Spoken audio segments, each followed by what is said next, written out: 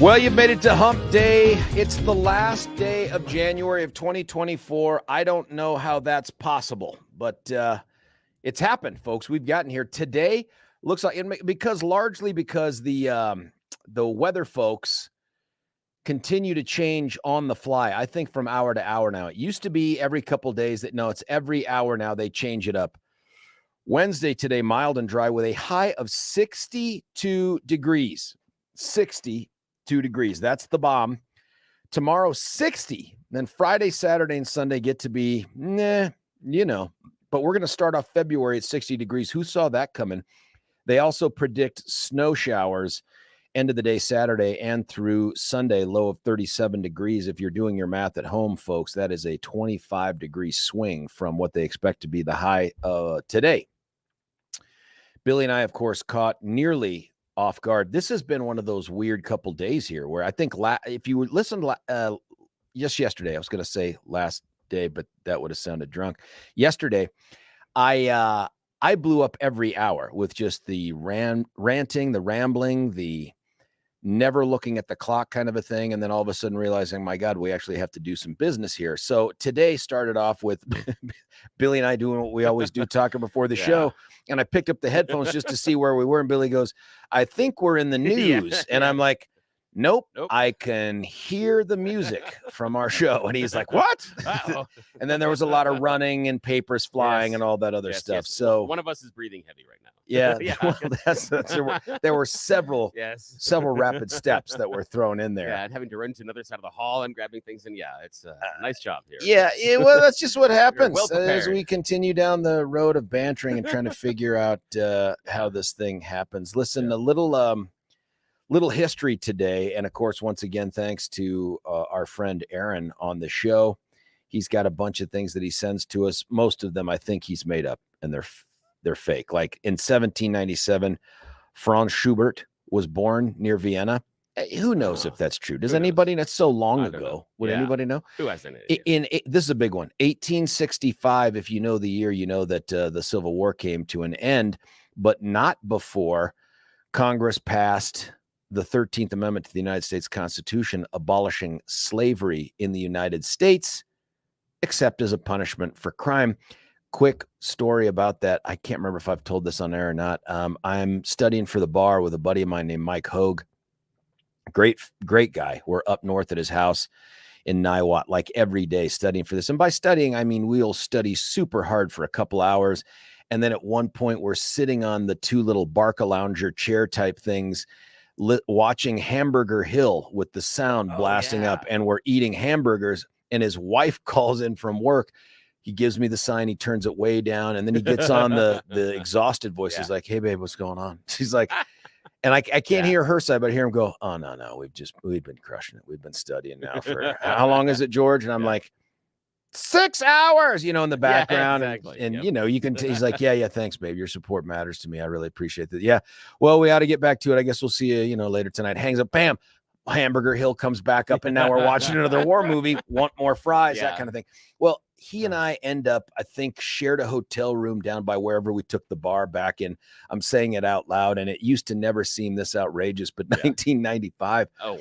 And, we end up having dinner in between. There's 2 days for the bar in Colorado. One is an MBE, multi-state bar exam. It's all multiple choice, which is my strong suit, right? Like if the right answer is on there, I'll find it. If you want to expose me as a fraud, make it a fill in the blank. You know what I mean? Because then I will treat a fill in the blank like an ad lib.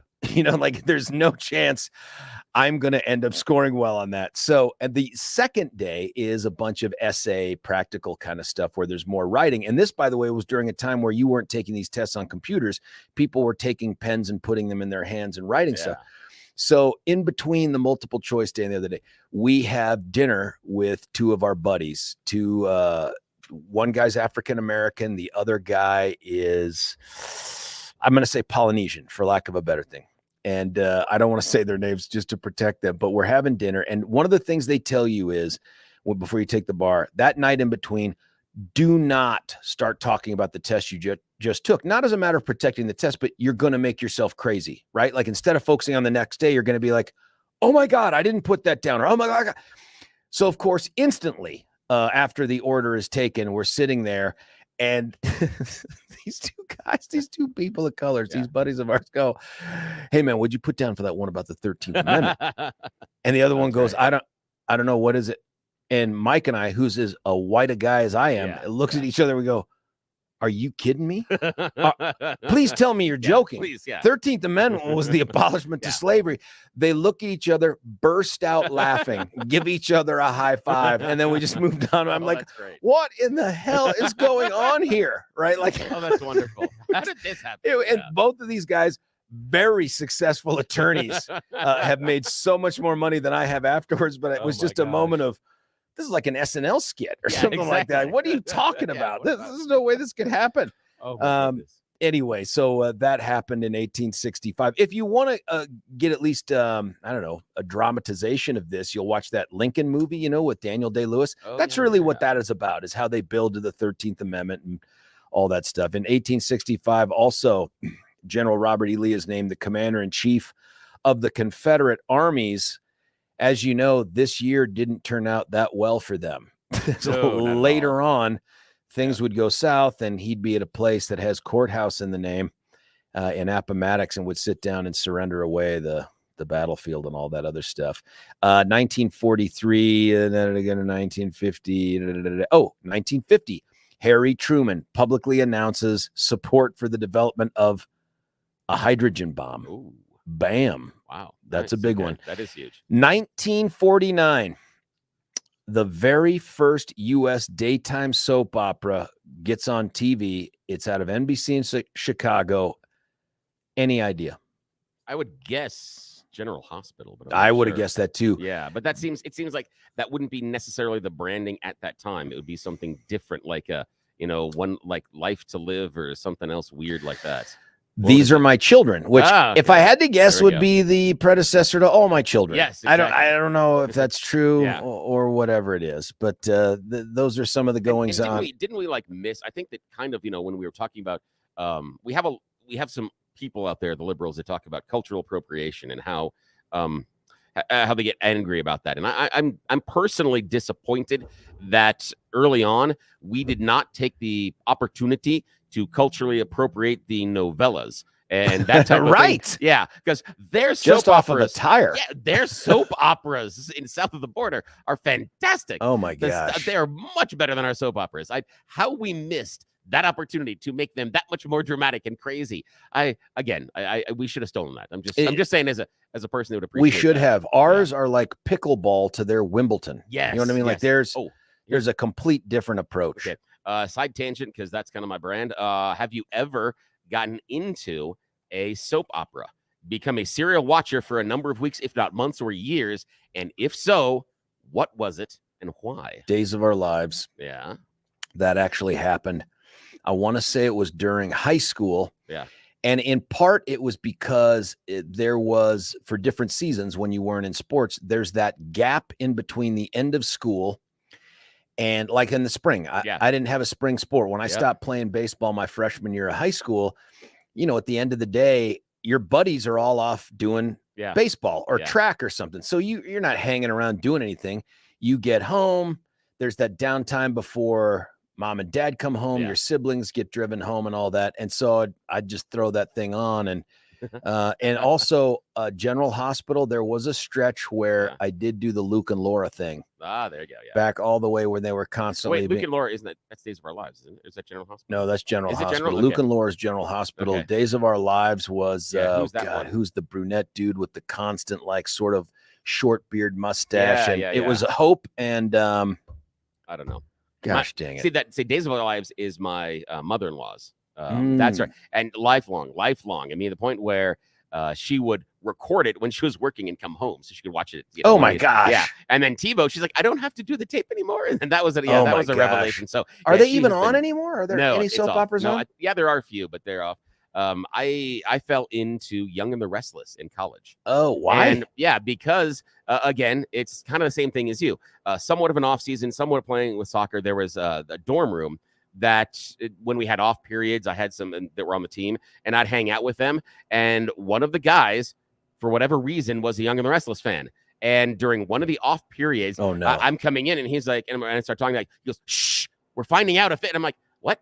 And so, okay, fine. And so I'm in. And so we sat there and I watched a little bit. And it was about 2 or 3 episodes. And I had spent just enough time that, we hung out during the time. We'd go and we'd watch Young and the Restless. And so that started freshman year in college. And how long did that last? About 3 years. Oh my Yeah. goodness. And in fact, I got my wife hooked on it because we were dating at the time. Oh in my college. gosh. And I'm like, no, we got to watch Young and the Restless. So but it was because you have, like you said, in college in that off season time, you have that gap. What are you doing? Yeah. It's right? it's I tell my kids that the advantage of college is you don't have a lot of money, but you have a wealth of time. That is how you have to spend.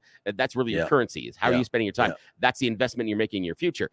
Obviously, it's certain conditions in certain areas. I spent poorly, but that's okay. That's what happened. Yeah. Well, I remember watching, I was home sick on this particular day in 1981. Mm-hmm. On the couch watching, I think, General Hospital, either during or right before or right after Reagan was shot. Oh, wow. Okay. By John Hinckley Jr. Yeah. And I remember being there while they broke in with the news at the time. I mean, this is all before all the stuff we just come to take for granted, like 24-hour news cycle and stuff like that. I remember watching General Hospital for that. And Billy, I don't think I've ever admitted out loud that I watched soap operas. I feel like I've accomplished my job today. You are welcome. This was probably going to salute you. This would have been a campaign ender, years ago, but it turns out I was able to end my own campaigns. This is one for you, though. This isn't on this day for you. Oh, no. Let me get to this thing. It's about here it is. Have I worked my brain? 1956, a lead singer of a rock group that you know, which created the British punk movement in the late 70s, was born in London. Oh, John Lydon. Johnny Rotten. Well, yeah, John Lydon is his real name, though. What? John Lydon is his real name. John Rotten is a stage name. Johnny Lydon. There you go. As I'm shaking my head no, thinking Billy missed it. Yeah, no. Bill is like, no, you John have Lydon. the stupid name. I have the real name. No, yeah, John Lydon. Yeah, absolutely. Johnny Rotten. Yeah. And then, Sid Vicious. Yeah. Dude, born in 1958. I mean, that would be, I'm doing quick math here. That guy would be on the road to 70 right now. Oh, yeah. And he's a character. In fact, I appreciate the Sex Pistols, although I was a bigger fan, as I talked about it before, I think just a couple of days ago, bigger fan of his second band, Public Image Limited. Yeah, you mentioned that. Yeah, there I think he really found some creativity. In fact, oddly enough, did trivia last night and got to play a Public Image Limited song, because the question was, the sitcom of Frasier was set in what U.S. city? Yeah, Sir? Seattle. Yeah, exactly. And Pill has a song called Seattle. That's sweet. Not many people know the name of the song is Seattle. They'll recognize it, but you got to know it. In fact, last night I had a very interesting experience with a fan or an enthusiast that was there at the bar. He comes up part of the way through probably 3/4 of the way through the first round and walks up and is holding his beer and says, "Hey, I think you're playing some of this music because of the questions." And I'm like, "You are right, sir." He's like, "I knew it." And then he stumbles back to his table. I did watch when he left. He was not the one driving. So I was concerned about that. Good idea. Yeah, because in this bar, I sit near a window. And so I can see people coming and going. And so when he left, I did watch out the window and go, I'm just going to see, because if, they were going to do something. So, yeah, although I also had my very first ever full-blown tie last night. Normally there are some tiebreakers. Hold on, Thai as in Thai food, Thai person, as in Thai game score. Okay, and normally the first I guess say tiebreaker is number of questions you've gotten right. I don't know what the second tiebreaker is because I've never had to go to it. But last night they got the same number of questions right. Okay, so now what? I sat there and I actually made the bar manager laughed afterwards. I told her, I said, "Yeah, I saw that, and I saw they get the same questions right." And I went, "Well, we're effed." She just starts laughing. And what was nice was one of the teams had won the previous round. And one of the members of the team came up and said, "Listen, we could do a tiebreaker and stuff, but we've already won one. Why don't just give them the prize?" Oh, that's so nice. And I was like, "I Save love the you." day, give them a round of beers. And I came over afterwards and said, "Thank you so much," and talked to them, and then talked to the winners as well. Yeah, that's a very nice move. That is very generous. They saved my potato, because I had no idea what I was going to do. Honestly, I was probably going to end up out of my pocket purchasing a gift card so that they could have the same win, because I'm not going to ask the bar manager at that time to make that choice. They can, if they need to, and they can do that, they can always reimburse me, but I'm going to take care of that issue right now. But luckily didn't have to. So yeah. Revisiting the drunk guy. Yes. Any chance it was the DA from the 18th Judicial District? No, he does go to that bar. I was looking for him last night, but no, he and his lovely family were not there last night. So, yeah, that was probably not up him. at Winter Park or Yeah, something. I don't know. doing something, or they're traveling to Paris or something. Yeah, you know how it is when you're the DA. You're just swimming around in coin. Jet-setting lifestyle. 4 years ago today, Brexit. Oh, that seems really weird in the rearview mirror, doesn't it? Yeah. Almost everything they said that was going to happen didn't. Yeah, well, that's interesting. I don't know if you can undo that. I think Brexit's forever. Yeah, they are screwed.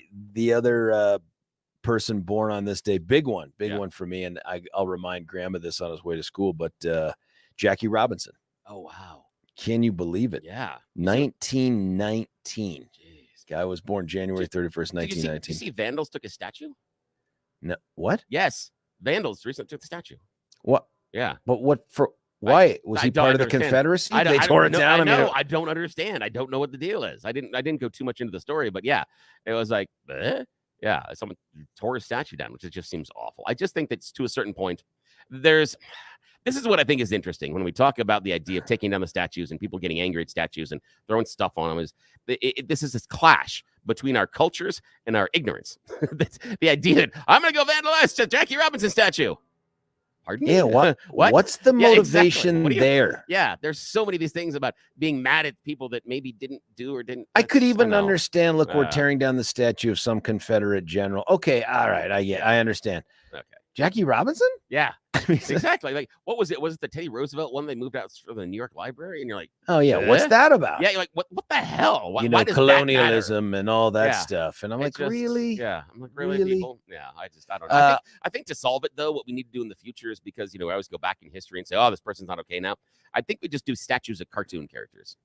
Yeah, but couldn't they be controversial? It depends. I mean, we got to choose one. I mean, there are cartoons that have Bugs Bunny in them that are absolutely inappropriate for the modern times. Well, in fact, I think I own one on a VHS tape from 100 years ago. See, I had a good idea, and there you go, bringing logic and thought and reason. I don't know. The hell are you doing? I don't know if Mickey Mouse at one point had done something racially insensitive. Yeah. But then again, I mean, Donald does not wear pants, so there is a thing there. So I get it. Yeah. Actually, that's come back. I think that, it's like bell bottoms. I think where we're at today, choose your own gender, choose your own clothes. We don't care. Also on this day, under the caption "Screw you," born in 1981, Justin Timberlake. Oh, screw you, dude! He's got a new song out. Do you know that? Oh, it's called "Sorry" or something. I don't remember the name of it, but "Forgive Me for Me" slower, or something. It's slower. It's his more adult stuff. It's not. He's obviously not bringing sexy back. Yeah, but that's it is too slower. bad. Yeah, it is. Although, if you get a moment, do go ahead and jump on the magic Google box and look for the appearance of Justin Timberlake on with Jimmy Fallon, and when they're doing the tiny music concert thingy that they do, where they bring the Roots in and they give them toy instruments, because they do a medley of Justin Timberlake songs with him. That is fantastic. Really? Because, they really run through it really well. And again, they're playing little toy instruments, and it's very clever. They obviously worked on this a lot, and it will really, even if you're not a Justin Timberlake fan, it's a really little nice walk down memory lane for all the things that he's done that you've forgotten. It's really well done. I'm not a huge fan. I mean, his song's going to do well on adult contemporary. Yeah, sure. I see, but Britney Spears said she likes it. I saw that.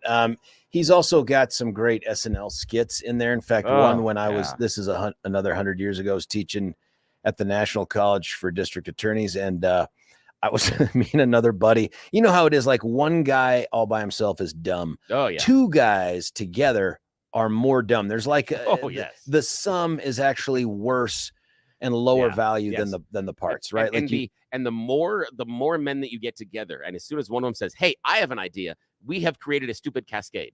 Yeah, that will just feed on itself. And so we ended up making a decision. We were supposed to teach a block of instruction on how you use visuals and demonstrative evidence and all this other stuff. And one of the things we ended up deciding, let's see how far we can get down the road with this before somebody screams objection, and that is something I'm going to call blank in a box. Oh yes! Oh my gosh! Yes. We have the box, the circle cut in it, and what amazed me is there were only a handful of people who got it, but the ones that got it lost their minds. The rest of them were like, I don't understand what's happening here. And I'm like, wonderful. No, this is genius. Yes. This is you just keep going with it. You do not understand my intellectual capacity and genius. Yeah. And the good news was the people in charge had not apparently been Saturday Night Live watchers. Oh, so that's even better. Yeah. So they were just like, this is interesting. Where are we going with this? Never seen this before. There's just a blank in the box. And people are like, is great. It Jack? Yeah, like, Jack? It's not. No. Some of the same letters, but it's not Jack. Oh, that's wonderful. I don't even know how I ended up here, man. I should be homeless, or at least in one of those micro communities in Denver, you know? My wife tells me that often. She goes, if I wasn't here, you'd be homeless. I think she also probably says you still could be. Yes, you could still be homeless. It is both a compliment and a threat. Yeah.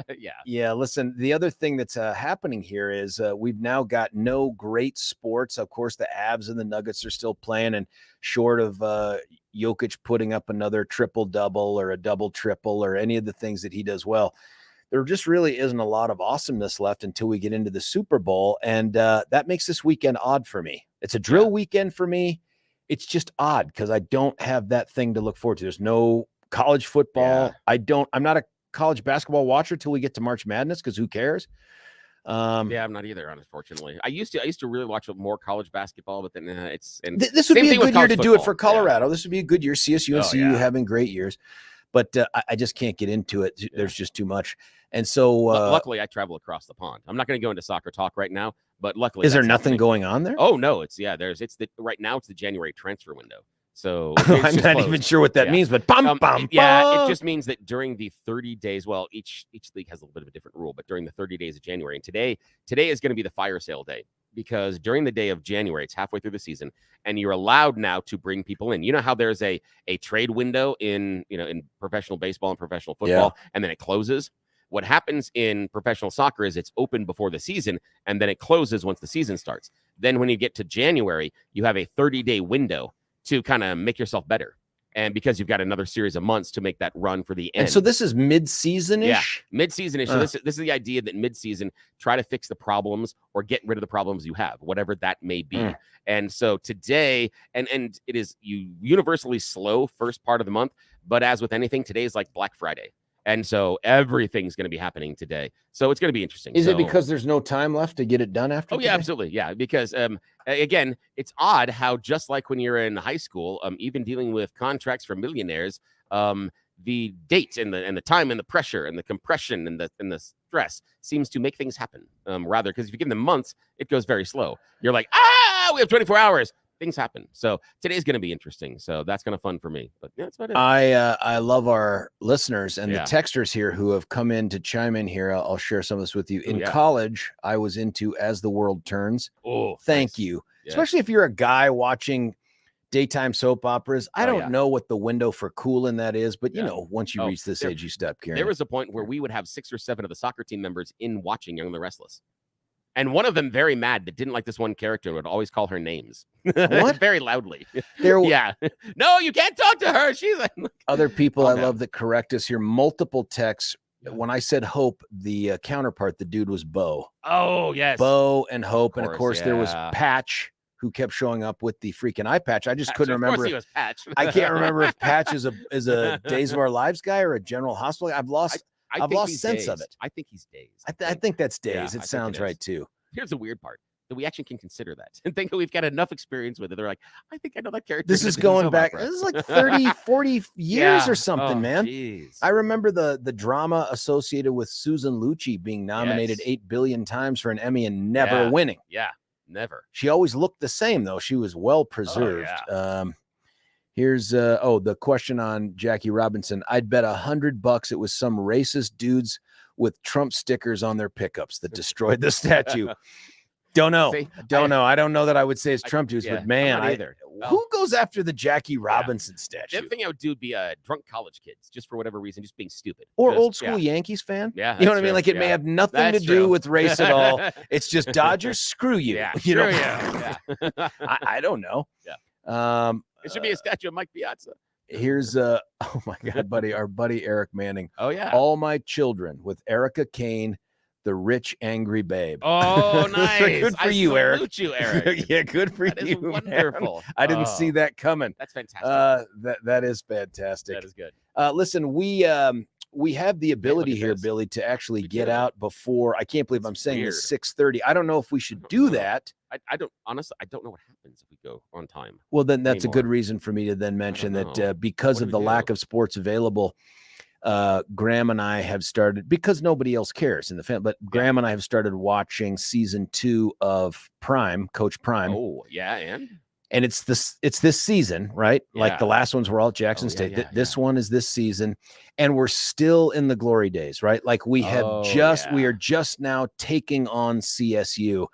And it's like again, like Full Metal Jacket. You know that opening series at basic training on Paris Island is going to come to an end, and then you're going to have to go to Vietnam, because the rest of the movie or the rest of the show, is going to be like right after CSU, which I had forgotten how intense this was, but they were like 20-something point favorites. Yeah. The coach for CSU had done the whole thing about, my mama raised me to take my sunglasses and hat off when I'm, doing an interview. And all of a sudden it became, you talking about my mama? Yeah. And it was like, now it's personal. It's personal. And it was so personal, they had to win in double overtime. You know what I mean? That's how personal it was.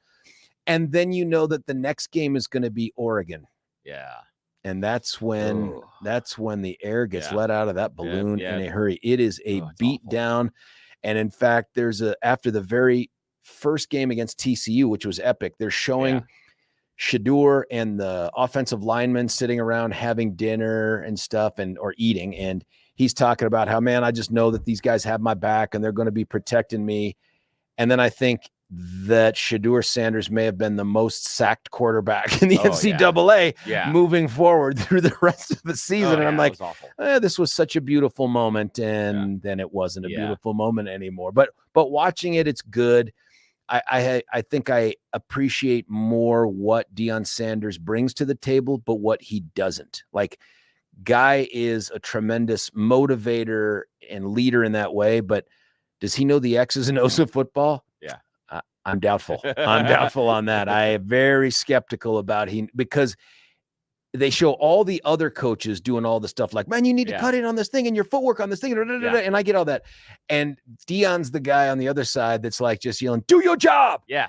Do your job. Yeah. And I'm like, okay, that's important. But he's never in there like, why are we letting that safety drift on the tight end and blah, blah. And he never says any of that stuff. It's all just, like, go get him, guys. Yeah, exactly. You're like, and again, I think that his success then will be predicated on those individuals that can dot the I's and cross the T's that are around him. Those that say, hey, we're doing this and coming in and explaining to you as far as, why that happened. And next time around, I remember coaching a young woman as she's coming up, and she eventually played in high school and went on and played in college, which was nice. Not necessarily because of what I did. Yeah.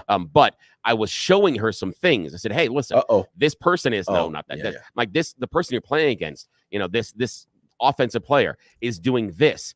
Do this. And I showed her the idea, and I showed her the idea. And what I showed her was it was basically a shoulder charge, that when you're coming up next to that person's larger than you are, the player, and she's stronger.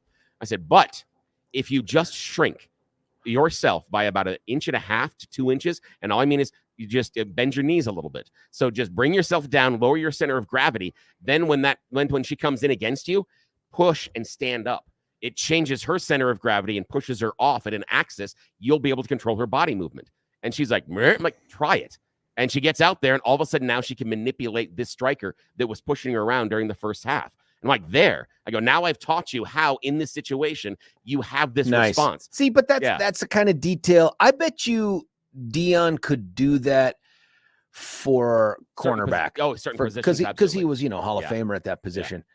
I'm not sure he really could do it on the others. And that's in no way is that a criticism of him, because that is a leadership style that I take great pride in having brought to my roles as both the chief of military justice in Iraq and the DA world, which is just make sure you're surrounded by people who are better, smarter, and at least as passionate as you are.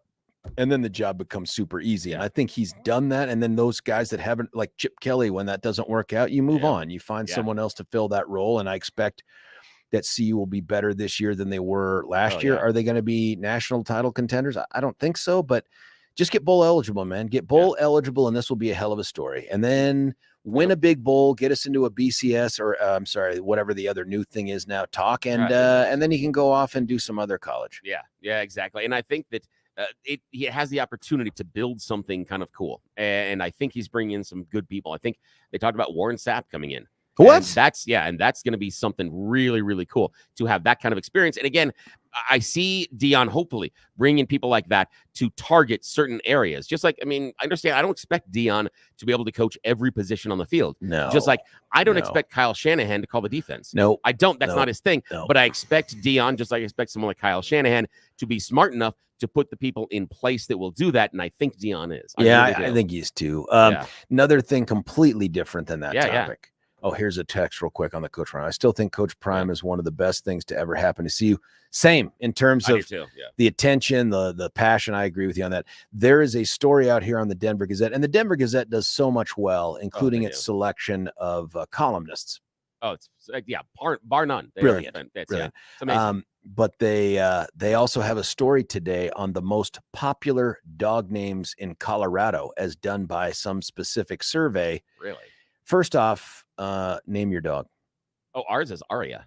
Yeah, but yours is Aria for a very specific kind of reason. Yeah, right? It's Game of Thrones. It's a reference to Game of Thrones, but it was and it was early. It's when Aria is young, and so it's before she becomes really cool. So that was kind of nice because I know that when my brother got his first dog, that because of the year that it was and what was going on there, he named the dog Hootie. After Hootie and the Blowfish. Oh, nice. Yeah. Good reference. The following year, not so cool. Hootie kind of completely vanished. So for the next 8-9 years. But then he became country. Yeah, exactly. Yeah. Really nice guy, by the way. These names, these top 5 names tell me that there are a lot more either female dogs. Yeah. Or female dogs that just have a limited number of names because there's only one dude name in reverse order from 5 to 1. Yeah. Number 5, Lucy. Oh, okay. Number 4, Daisy. Okay. Number 3, Charlie. Okay. I didn't see that coming. Number 2, Luna. Luna. Huh. Never met a Luna dog. Not a single time in my life. No. Number 1, Bella. Bella. Yeah, that makes sense. And that hurts because I actually know some kids named Bella. Yeah. You know what I mean? Like that was part of, I don't know if that was the whole. Twilight. Yeah, exactly. That's what it is. Exactly. The little sparkly vampires. Out of 100 names, yeah, the least popular name, dead last at number 100. Killer. I'm just guessing. Cujo. No, it wasn't Cujo. It was Layla. Oh, okay. Sorry, Eric Clapton. You had your moment. You had your moment. It's over now. Oh, that's typical. There's a theory out there. Who's a comedian? I want to say, is it Michael Jr.? It might be Michael Jr. is the comedian that does this. He has a theory that that white people choose white people names for their dogs, and different other minorities choose dog names differently. Like there are, like in the Hispanic culture, there's some, it's more based on emotions and some other things. And he'll go through the audience and ask, and to a T, all the white people that raise their hand and talk about their dog names, they're all people names. It's you never get. So wait a minute, what are the other demographics? Oh, and after he goes through African Americans, goes through Hispanics, and it always talks about how the African American community, it's normally a reference to something, a rapper, something you like, something important to the family, liquor or whatever the hell it is. There's something there that that they reference. Where in the Hispanic culture, it seems to be more of a cultural reference many times that has something to do with the family. Where the white people, we just pick white people names. Yeah, that's interesting. I know. I thought, and the weird part is he does this cold, and he has people raise. He goes, I don't know about your dog names. Give me your dog names, and he asks them cold, and it in just the crowd plays out exactly. It plays every time I've seen him. It has played out. It's just something that I watch for. Yeah, I want to see that. If you find that on YouTube, shoot that to me. One other thing that's just selfish, and you may have been victimized by this. Yeah, something happened on southbound I-25 in between Happy Canyon and Founders. And I don't know what it is, but some sort of a truck with, I presume, toxic chemicals or something wrecked yesterday, and it jacked up southbound I-25 for eternity. I think I've got some of that. Am I stepping on your Thorpe report? No. We got some of that there. Yeah. And I'll tell you exactly what happened. In fact, something awful happened. It was 2 people that were there it was 2 different crashes. Oh no. Yeah. And so we'll skip this in the Thorpe report, but it was 2 different crashes. I think it's a 4-car crash, I think, happens first. And then as a semi truck comes in and just plows into the existing crash. Man. And that's where everything happens. Oh, no. 2 people that were in that original crash were injured by the semi coming in and plowing into everything. So, yeah, and they're talking about excessive speed being involved in both of them. The original and the secondary. I don't want to see semis doing the excessive speed No, thing. not at all. That is awful. That is one of those things. I do admit that when I'm going down the highway and I am passed by a semi because, surprise, I don't drive the speed limit. Yeah. I'm going to admit to the crime. I don't. Yeah. And I don't excessively speed, but I don't drive the speed limit. And when they blow by me, I'm like, whoa, that's because how much physical you can feel force. it too. Yeah, you can feel it. But it's just that car moves. It's the physics involved in that amount of weight and steel and what it takes to manipulate that and to slow it down and to stop it. There are times I'm like, oof, Godspeed. I hope everything works out okay, because that's crazy. If you, Billy, were to be driving that semi down I-70 eastbound, which at that point is very much like the end of a roller coaster ride, it is. And you plowed into people, killing 4 of them and setting fire to 5 others, our governor would be willing to have you serve only about 3 years in prison. So you've got that going. But to be fair on that, that's only if Kim Kardashian recommends it. Well, that's true. That's true. It's either that or a change.org petition. Those are the things that can move a governor. Yeah, that's it. Because, know, if I wasn't close with Kim, maybe not. Maybe I serve a couple months more. Who knows? I wonder if she has used that superpower in other states. Like if she's able to sense it. Because my guess is if she called Greg Abbott, the first question would be, who are you? Yeah. And then she'd move on. But I wonder if she could pick up the phone and reach Gavin Newsom and say, I'd like these 3 people to have reduced sentences. I bet she could, but Gavin would have to say, oh, no, I can't say that out loud. Why not? No, let's just say that it involved, because Kim is also known for certain types of photography. Hello. And maybe that he just would, like some personalized pictures as a favor. Maybe that's the reason. I'm just, I'm trying to do this without getting us in trouble with HR again. Why? This year. Why? Becky ain't coming in. She's not coming in. I know, with the voicemails afterwards, and it's always like, and she comes in, we have to talk. I'm like, I think there are people out there like candidate for CD4, Justin Schreiber, who I believe maybe someone had intimated he may be trying to send me a cease and desist order from talking about him because it's election interference and tampering with a witness. Anyway, excuse me. This is just George, between you and I. Is Mr. Schreiber aware that once he announces as a candidate, he becomes a public person? I know, public figure. Yeah. Is he aware that this is a radio show? It is a radio show. For the moment, yeah. Okay. I'm just checking because it seems It seems like he's confused about what we're doing and what the rules are. Okay, sorry.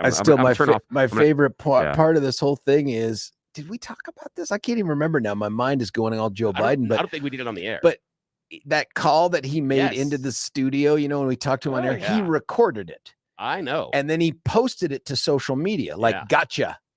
And my response was, here's a link to the podcast. You don't have to record it, buddy. We do it for you. And it's much better sounding. He called me afterwards of that conversation. And the conversation afterwards, literally, after he did that whole recording, after that, he called back and he's like, I got you. I was recording that and I am going to post it. I'm exposing you. And I laughed. And he's like, you think this is funny? And he goes, I go, yeah. I go, because you're threatening me to do something that we do every day ourselves. In fact, if you can wait an hour, it'll be up. Yeah, don't worry. And he's like, what? I'm going to add you. I'm recording this right now and I'm going to file this. And then I started laughing. He goes, what?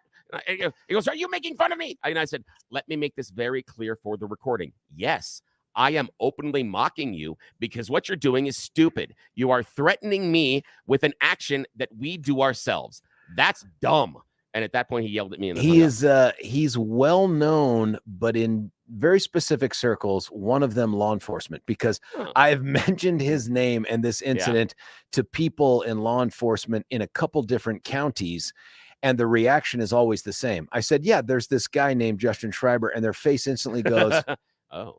And I'm like, you know him? And they're like, oh, yeah, we know him. And invariably, it turns into a discussion of the things that I imagine he thinks are witness tampering. Like you can tamper with the defendant. I don't think there's such a thing called defendant tampering. I don't think so. But what do I know? I mean, Well, I think there is, but it's only when you're unsupervised inside of the prison. That's it. That's the only They time that pull that happens. wrapper off the Yep, new that's it. inmate. And, Yes, let's check. Oh, he's got exactly. that new inmate smell. Yeah. Hey, everybody, new defendant. Come Yeah. on, Travis. Oh, yeah. No. So I don't know how This that has thing gone turns poorly. out. I should probably close my mouth before I get into some more trouble. No, but once again, dude, at one point, I swear to God, at one point, I know. it was 28 after, and we Yeah. were talking about bailing out, Yeah, and and doing it, somehow yeah. 15 No. minutes have disappeared. Did you do that to the I have clock, or did no we actually idea. talk through 15 I think minutes? we did. I looked at that too, and I go, oh gosh, we're going to be we're behind again. This is what's going to end the show, Yeah, is it our will. inability to. So listen, we're not going to. Yeah. 44, according to Alexa, is the high water mark. We're not going to hit that today, but let's try to hit it on Thursday or Friday. Listen, we're going to cut away for a break. When we come back, we're going to get the good stuff. That's the now shortened by at least one story Thorpe Report. And You Choose the News. It's George Brauchler, 710 KNUS.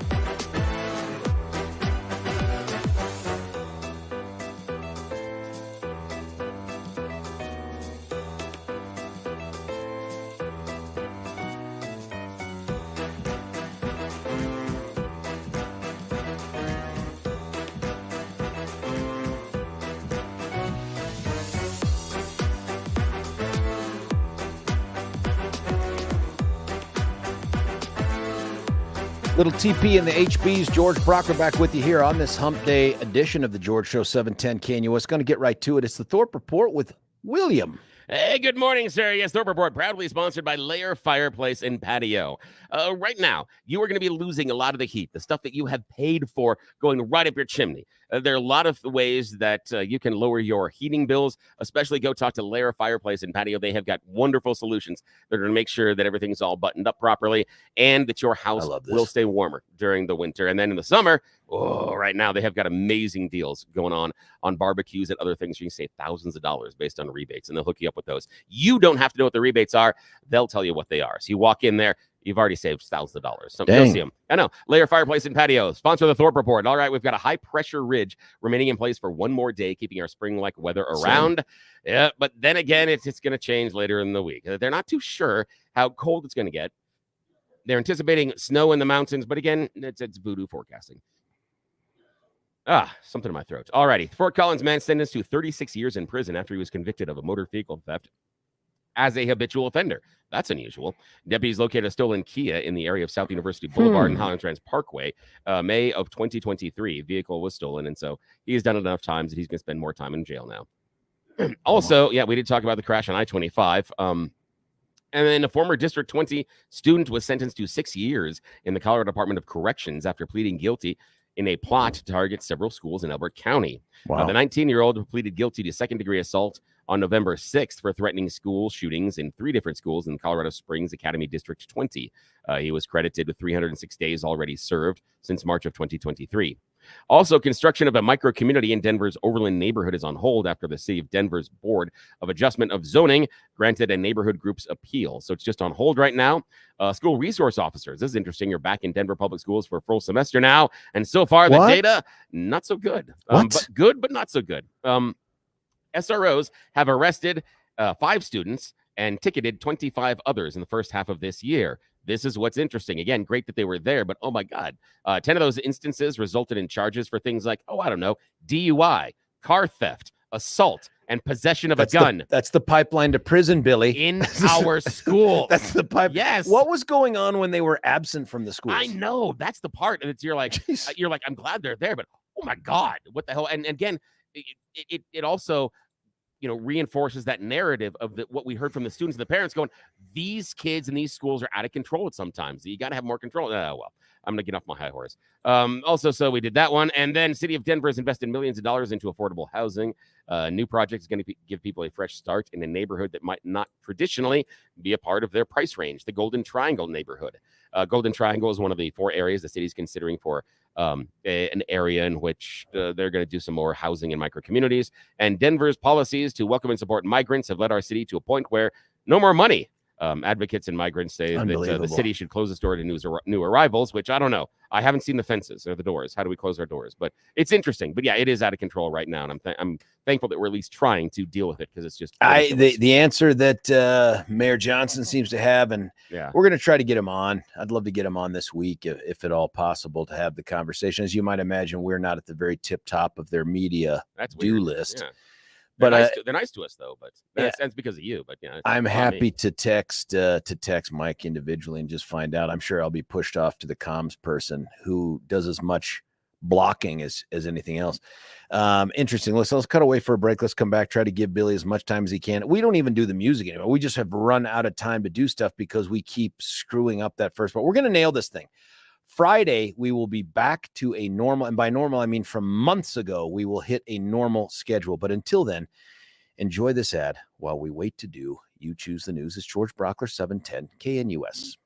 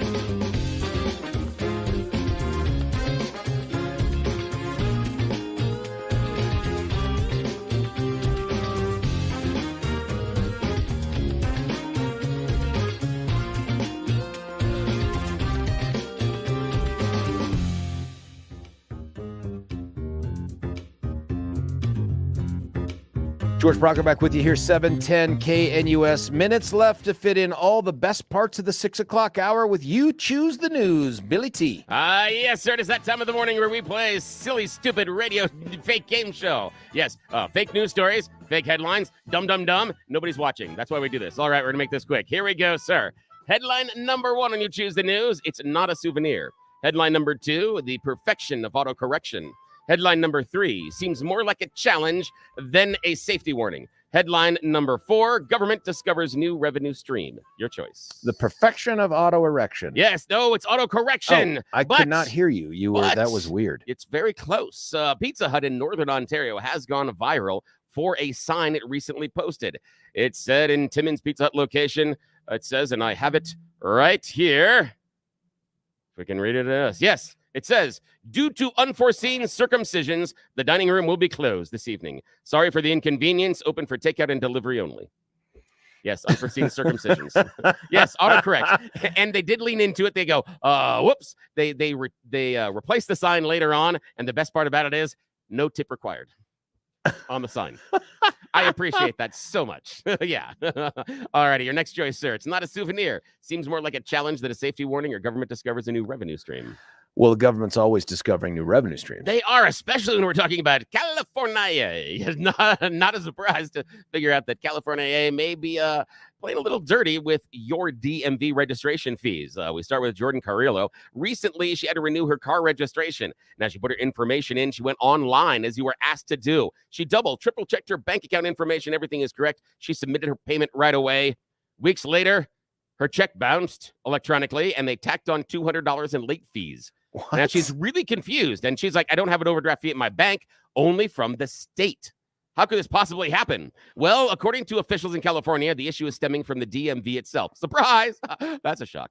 They say thousands of instances where confirmed payments were later rejected. They say, don't be mad at us. 60% of our rejections are valid because the driver entered the wrong information. Wait, 60% are valid? What about the other 40%? So the government has just told you that 40% of the time they're taking money they're not actually entitled to. Yet again, are we surprised? Nope. And it's California. Not at all. No, the only problem we have is we got to make sure that the Colorado Dems don't find out about this. That's going to become that'll be the next thing they're going to do. That's in the bill. That's in the hopper somewhere. It is. All righty, final choice this morning. It's not a souvenir or seems more like a challenge than a safety warning. Seems more like a challenge, honestly. It does seem more like a challenge than a safety warning. Yet again, we are dealing with government and some stupidity. Illinois State Representative Justin Slaughter, not surprisingly, a Democrat from Chicago, has just filed House Bill 4603. What will it do? Well, it says, hey, excessive speeding is okay. Yes, it really does. What? The bill amends the Illinois Vehicle Code and prohibits all law enforcement officers from conducting traffic stops on vehicles throughout the state for a variety of offenses, including excessive speeding, meaning if you get over 25 miles per hour above the posted speed limit, they don't stop you anymore. What the heck? I know. Is it because speeding is racist? I have no idea. I don't. Maybe he just wants to qualify for NASCAR. I have no idea. But yeah, they're basically saying that, hey, if you can get 25 over the speed limit, freebie, go ahead. I mean, and we wonder why things can't get fixed. I'm going to go try to calm down. Yeah, listen, that's great stuff, Billy. Thank you. Listen, when we come back, a bit of an apology of sorts for some stuff that happened yesterday. All my fault, but it's not really my fault. George Brauchler, 710 KNUS.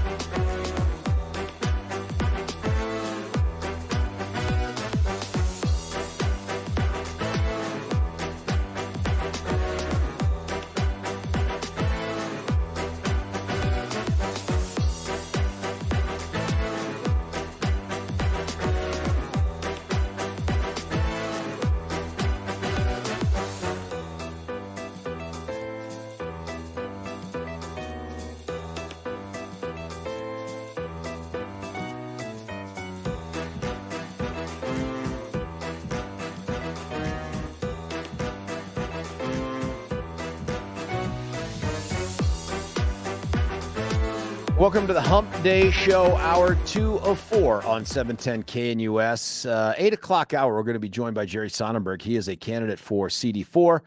In the 9 o'clock hour, Deb Flora. You've probably never heard of Deb if you've listened to 710. She will be joining us as a candidate for CD4. Those are 2 of the 29 candidates. I think there's actually only 10 at this point, maybe 11. We did talk about Justin Schreiber. He's, of course, welcome to call in at any time and to record us if he'd like. This is by the way, I just was looking at Fox during the break. Guess who was on as they're doing their sweep through Denver, talking about the migrant crisis? Jerry Sonnenberg was on, and we couldn't really hear him here in the studio, but I could see him. And Jerry's a tall man, but that dude who's interviewing him, and I don't know the names of any of the people on Fox, dwarfs him. I mean, it was ridiculous. It was like Jerry standing next to me, this guy standing next to Jerry. It was crazy. Nonetheless, where we're at this morning is talking a little bit more about, at least in the 7 o'clock hour, a little bit more about this migrant crisis that has taken place. 2 things going on, one of which I've got to do some explanation / mea culpa-ish from yesterday. But first, let's start with this. The Republicans this morning voted a resolution to bounce Homeland Security Alejandro Mayorkas from his post, an impeachment, if you will. It was just a party line vote that took place. It was based on a pledge from Speaker Mike Johnston to swiftly bring the resolution to the floor, and they did. That's happening here. And remember, the reason for this is because he sucks at his job. That's really, and I'm telling you, that's not my impression, although I think he sucks at his job. That's really what the argument is going on right there. And you'll recall that this is one of the things that got some conservatives crosswise with Ken Buck, because Ken did not vote for impeachment the first time it was on the table, in large part because he said you don't impeach someone for being bad at their job. Incompetence is dealt with at the polls. You know what I mean? Like, if Biden is putting crappy people in place, then we just don't reelect Biden and we put other people in place. And I know that there are a lot of folks out there who think, well, but this is such an emergency. It's such a crisis and we have to act now and we have to remove him. And that brings us to yesterday. I ranted and raved, as I want to do, on an issue related to this border compromise, immigration compromise bill that's brewing in the Senate that Mike Johnston says is dead. It's dead on arrival in the House. But the questions that we asked were predicated on my belief that, listen, there are powers the president has that he could use right now. He's not using them. And why would we need to compromise on things like, well, once we reach 5,000 crossings in a day, we'll shut down the border. And that sounds silly. Why can't we shut it down after one illegal crossing and all that other stuff? Well, you listen, anyone who's ever been married, especially guys, know that you're in the business of apologizing for a whole host of things. This one happens to be something where I actually got something wrong, not intentionally, but just I, from time to time, get sucked into, hey, I read a couple stories online and I think I know what I'm talking about and I move forward. There's more to it than this. So let me just lay the groundwork for this. This compromise bill, one of the things we talked about was it permits the president to shut down the border after 5,000 crossings, and we're talking legal asylum-seeking crossings a day. That's an incredibly high number, but it's a negotiated number because right now he can't. Neither can Trump. I thought that's how this thing worked, but that's not how it works, and that was some of the controversy with the stay in Mexico policy. Was the way we currently have our asylum laws drawn up, and they harken back to like post-World War II era. Like, we haven't had a change to immigration in any substantive way for over 40 years. I think I heard 44 years. President can't just say, we're going to stop taking asylum seekers. There is no number at which he can invoke a shut it down thing.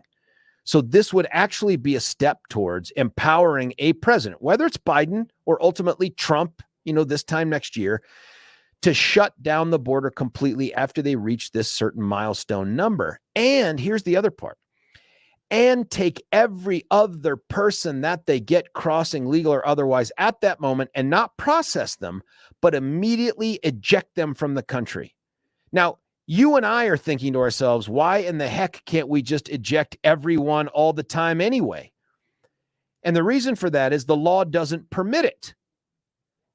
That means that we have to change the law, and we're not going to get that change in the law put in place. That we're just the way the Senate is right now, and we have perhaps the most favorable Senate reelection map in terms of gains for Republicans in a decade, maybe more than a decade. That doesn't mean we're going to win a filibuster-proof majority, 60 votes. It doesn't mean that.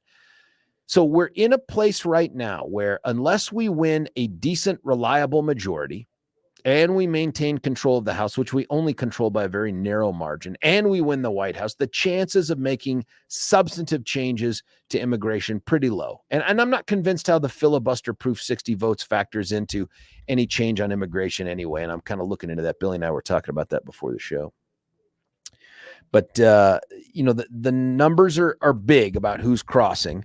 And I think this is, I think Alexa just sent to us some numbers. I don't know if you can trust where these numbers came from or not, but they look decent. It says right here, like from 2010, we had 463,000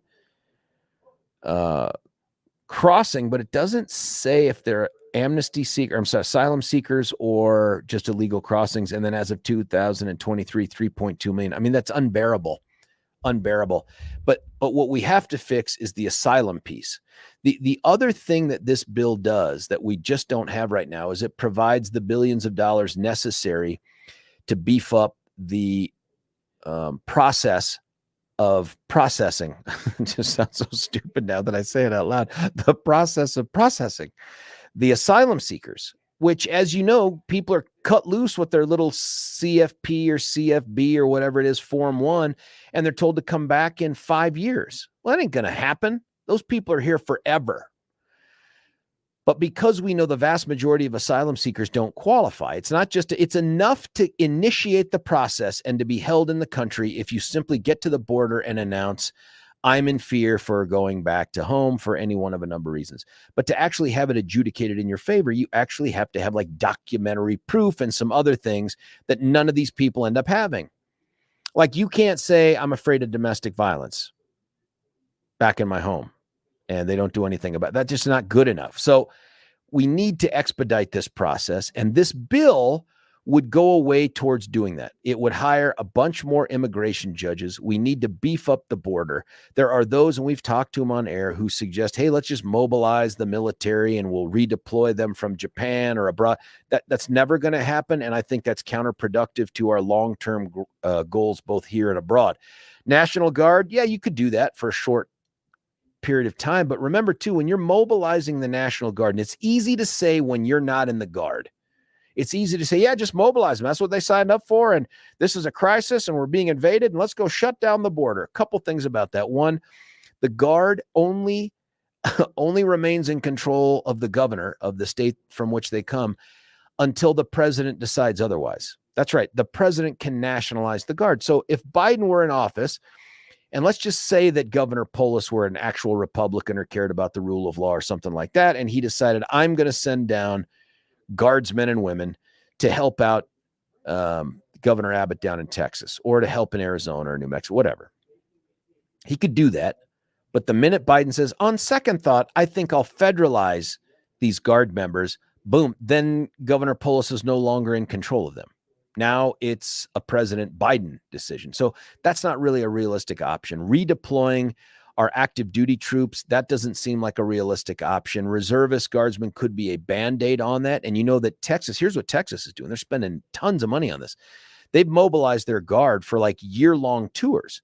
We ran into some guys when 710 KNUS, with the help of Steve Wells, went down to the border a year ago next month. I can't believe it's been a year, man. And think about that when we were down there. Who was down there?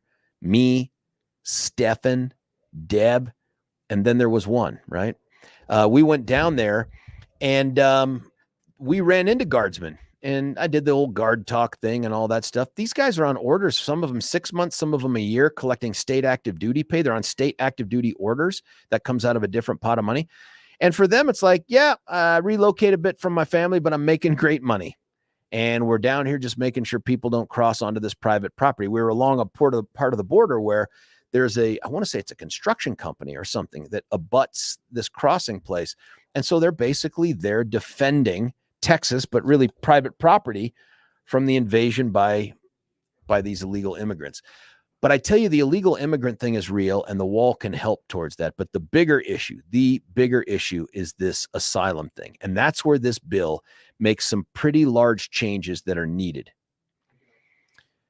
I'll get to a potential solution here in a minute. But here's why the Mayorkas thing factors into this. We're being told that relieving Mayorkas of his duties through impeachment is a matter of absolute urgency and necessity because every single day, 10 trillion people that don't belong here are pouring over the border. This guy's doing nothing about it. We must act. And yet we have this border fix-ish, I'm not going to call it a capital F fix, but attempt to fix the border issue in the Senate, about to be in the Senate right now. And the same people in the House, the same speaker that is saying this is a matter of urgency to get rid of Mayorkas is saying, well, no. That bill's dead on arrival.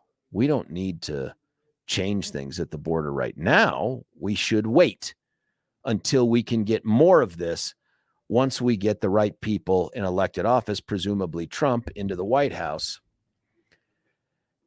Isn't that weird? Doesn't that feel inconsistent?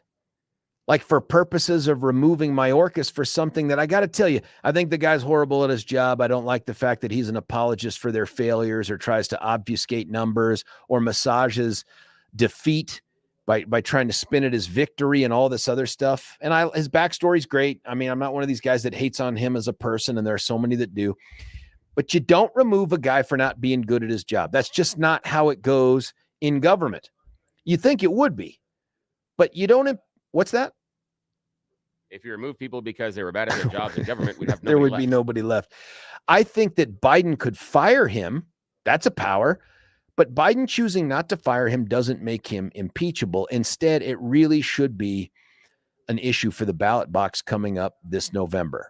And like I said, I still think this border crisis may be the number one issue, is going to be the number one issue on people's minds, depending upon what the economy does.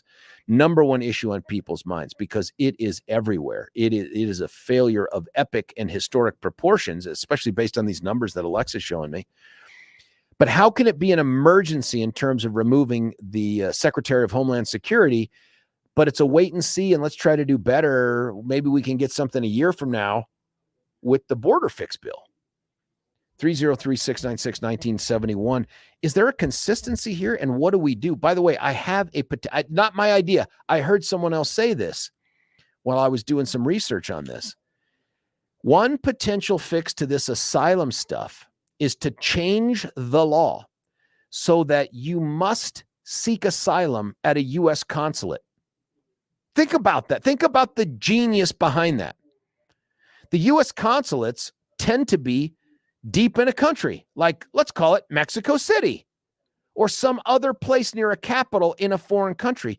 Imagine if you were told when you get to the border, I'm so sorry, we don't do that here. Can you imagine the frustration of waiting in the wrong line and being told, no, this is the Geek Squad line. You're looking for customer service. You know what I mean? Like, that's not us. Think about how overnight it would change. That whole stay in Mexico policy, doesn't that ramp that up on steroids?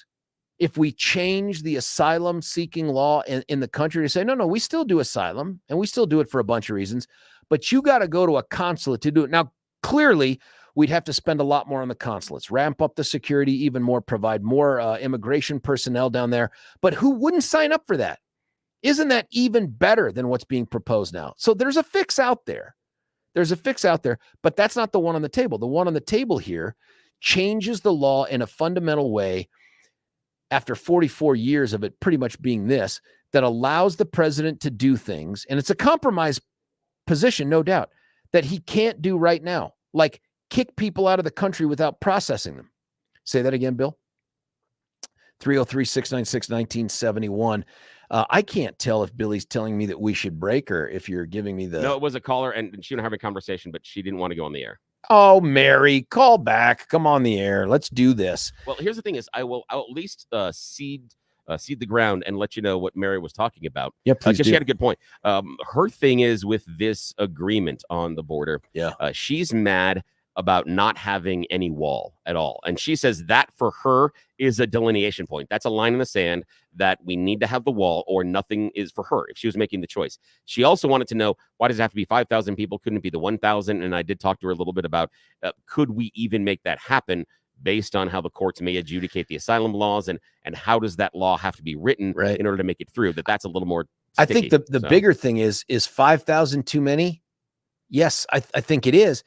But this is a compromise position, recognizing that we don't control the White House and we don't control the Senate. Yeah. And so, yes, you're right, Mary. It would be great to come in and say after 10 or 100 or 1,000, we don't have those superpowers, man. I mean, if the best we can do at this moment in time is 5,000 and then shut down the border completely and stop processing asylum seekers. And I think that's what's become conflated here.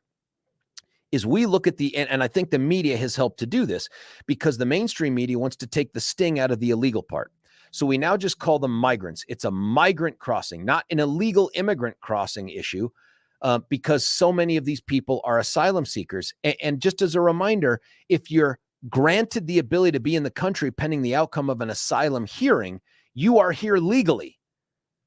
So you fit under that umbrella term migrant because you're a migrant, but you're here legally. And then they suck into that all the illegals. So when Mary calls up and talks about the wall doesn't address asylum seekers. That is a different, and that's the component, by the way, that the cartels and the coyotes, they understand that system and they're exploiting the hell out of it. That's the system that's broken and needs fixing. And this bill does that. Not perfectly, not the way we'd want it, but it does do that in a way that it hasn't been fixed in over 4 decades. And so the question is, if we're going to try to stem the tide, and yes, the wall's an important component, but it is not the end all be all. A wall will not stop the illegal flow of immigrants. That's not it.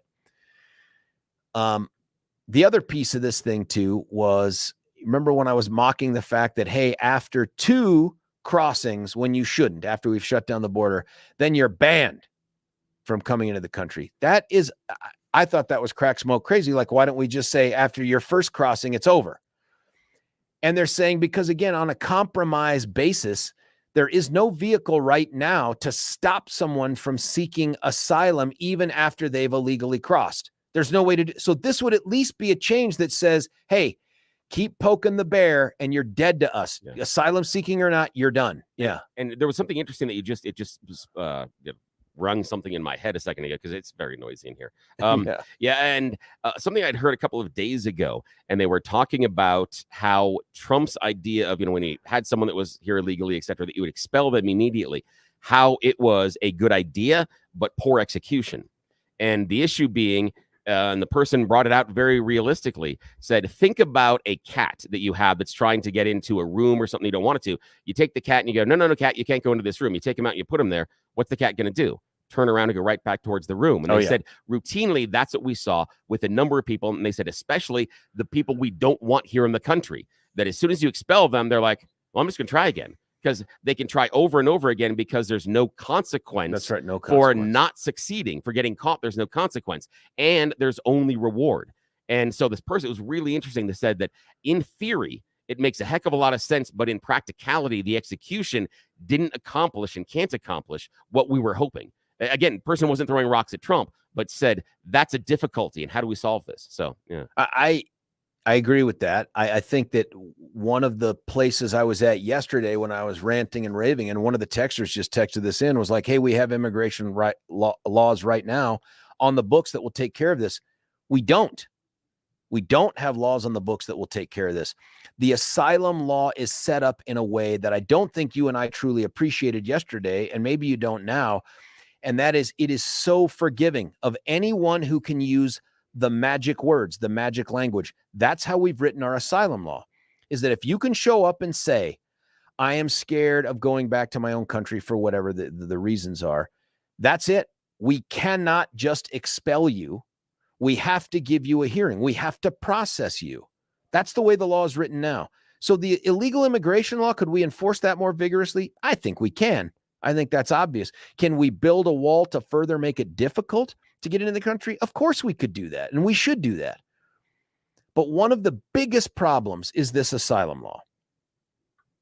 is this asylum law. One of the biggest is this asylum law. And this bill, although not a perfect fix, goes a long way towards changing something that's been broken for a long time. And so the question is, how do we deal with this?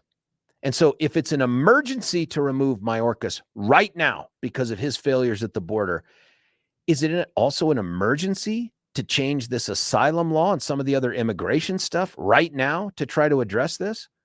It's just very difficult for me to imagine that we're going to get more bang for our buck by allowing Biden to reappoint some person into the Homeland Security. By the way, the guy's never going to be impeached. It's never going to happen in the Senate, but let's pretend it could happen. We're going to get more bang for our buck with a new Biden appointee for Homeland Security than we are by changing the law, even in a way that is incomplete and less satisfactory than we would like. Doesn't that seem crazy? I don't know. And I'm not advocating for this bill as the end all be all. Don't hear me saying that. But how can we support both Mayorkas and the defeat of this bill? 303-696-1971. Phone lines are full. So let me do this. Let me cut away for a break after I talk to you about the Art of Granite. The Art of Granite is that fantastic business that replaces, upgrades the countertops in your home. It's a misleading title. It's just because you can't say the Art of Granite and marble and quartz and all the other stuff. That would just be too hard to type into the search engine. So theartofgranite.com is where you go to see what Mitch Floria has been doing now for so many years at such a high level. Between the radio and word of mouth, that this guy is doing business all the time across the metro area. There are so many people that can tell you about the great work that he does. I have friends that have texted me to tell me, we had Mitch and his team in. We love Mitch and his team. Here's the other thing. He loves 710, folks. If you tell him you're a 710 listener, you get more than just the wholesale prices he extends to everybody. If you say I'm a George listener, he'll be like, psst, I will throw in the bathroom countertop for free with the kitchen countertop package. Or if you're only doing one room, maybe it's upgrading the laundry room or the kitchen or the finished basement. He'll throw in the sink for free with the countertop package. You just got to tell him you're a George listener. Schedule that consultation with Mitch by calling him directly, 303-386-5919, 303-386-5919, or you can visit his website at theartofgranite.com. That's theartofgranite.com. When we come back, Marcus J. Thomas, and I'll let you know when the lines are open. It's George Brauchler, 710 KNUS.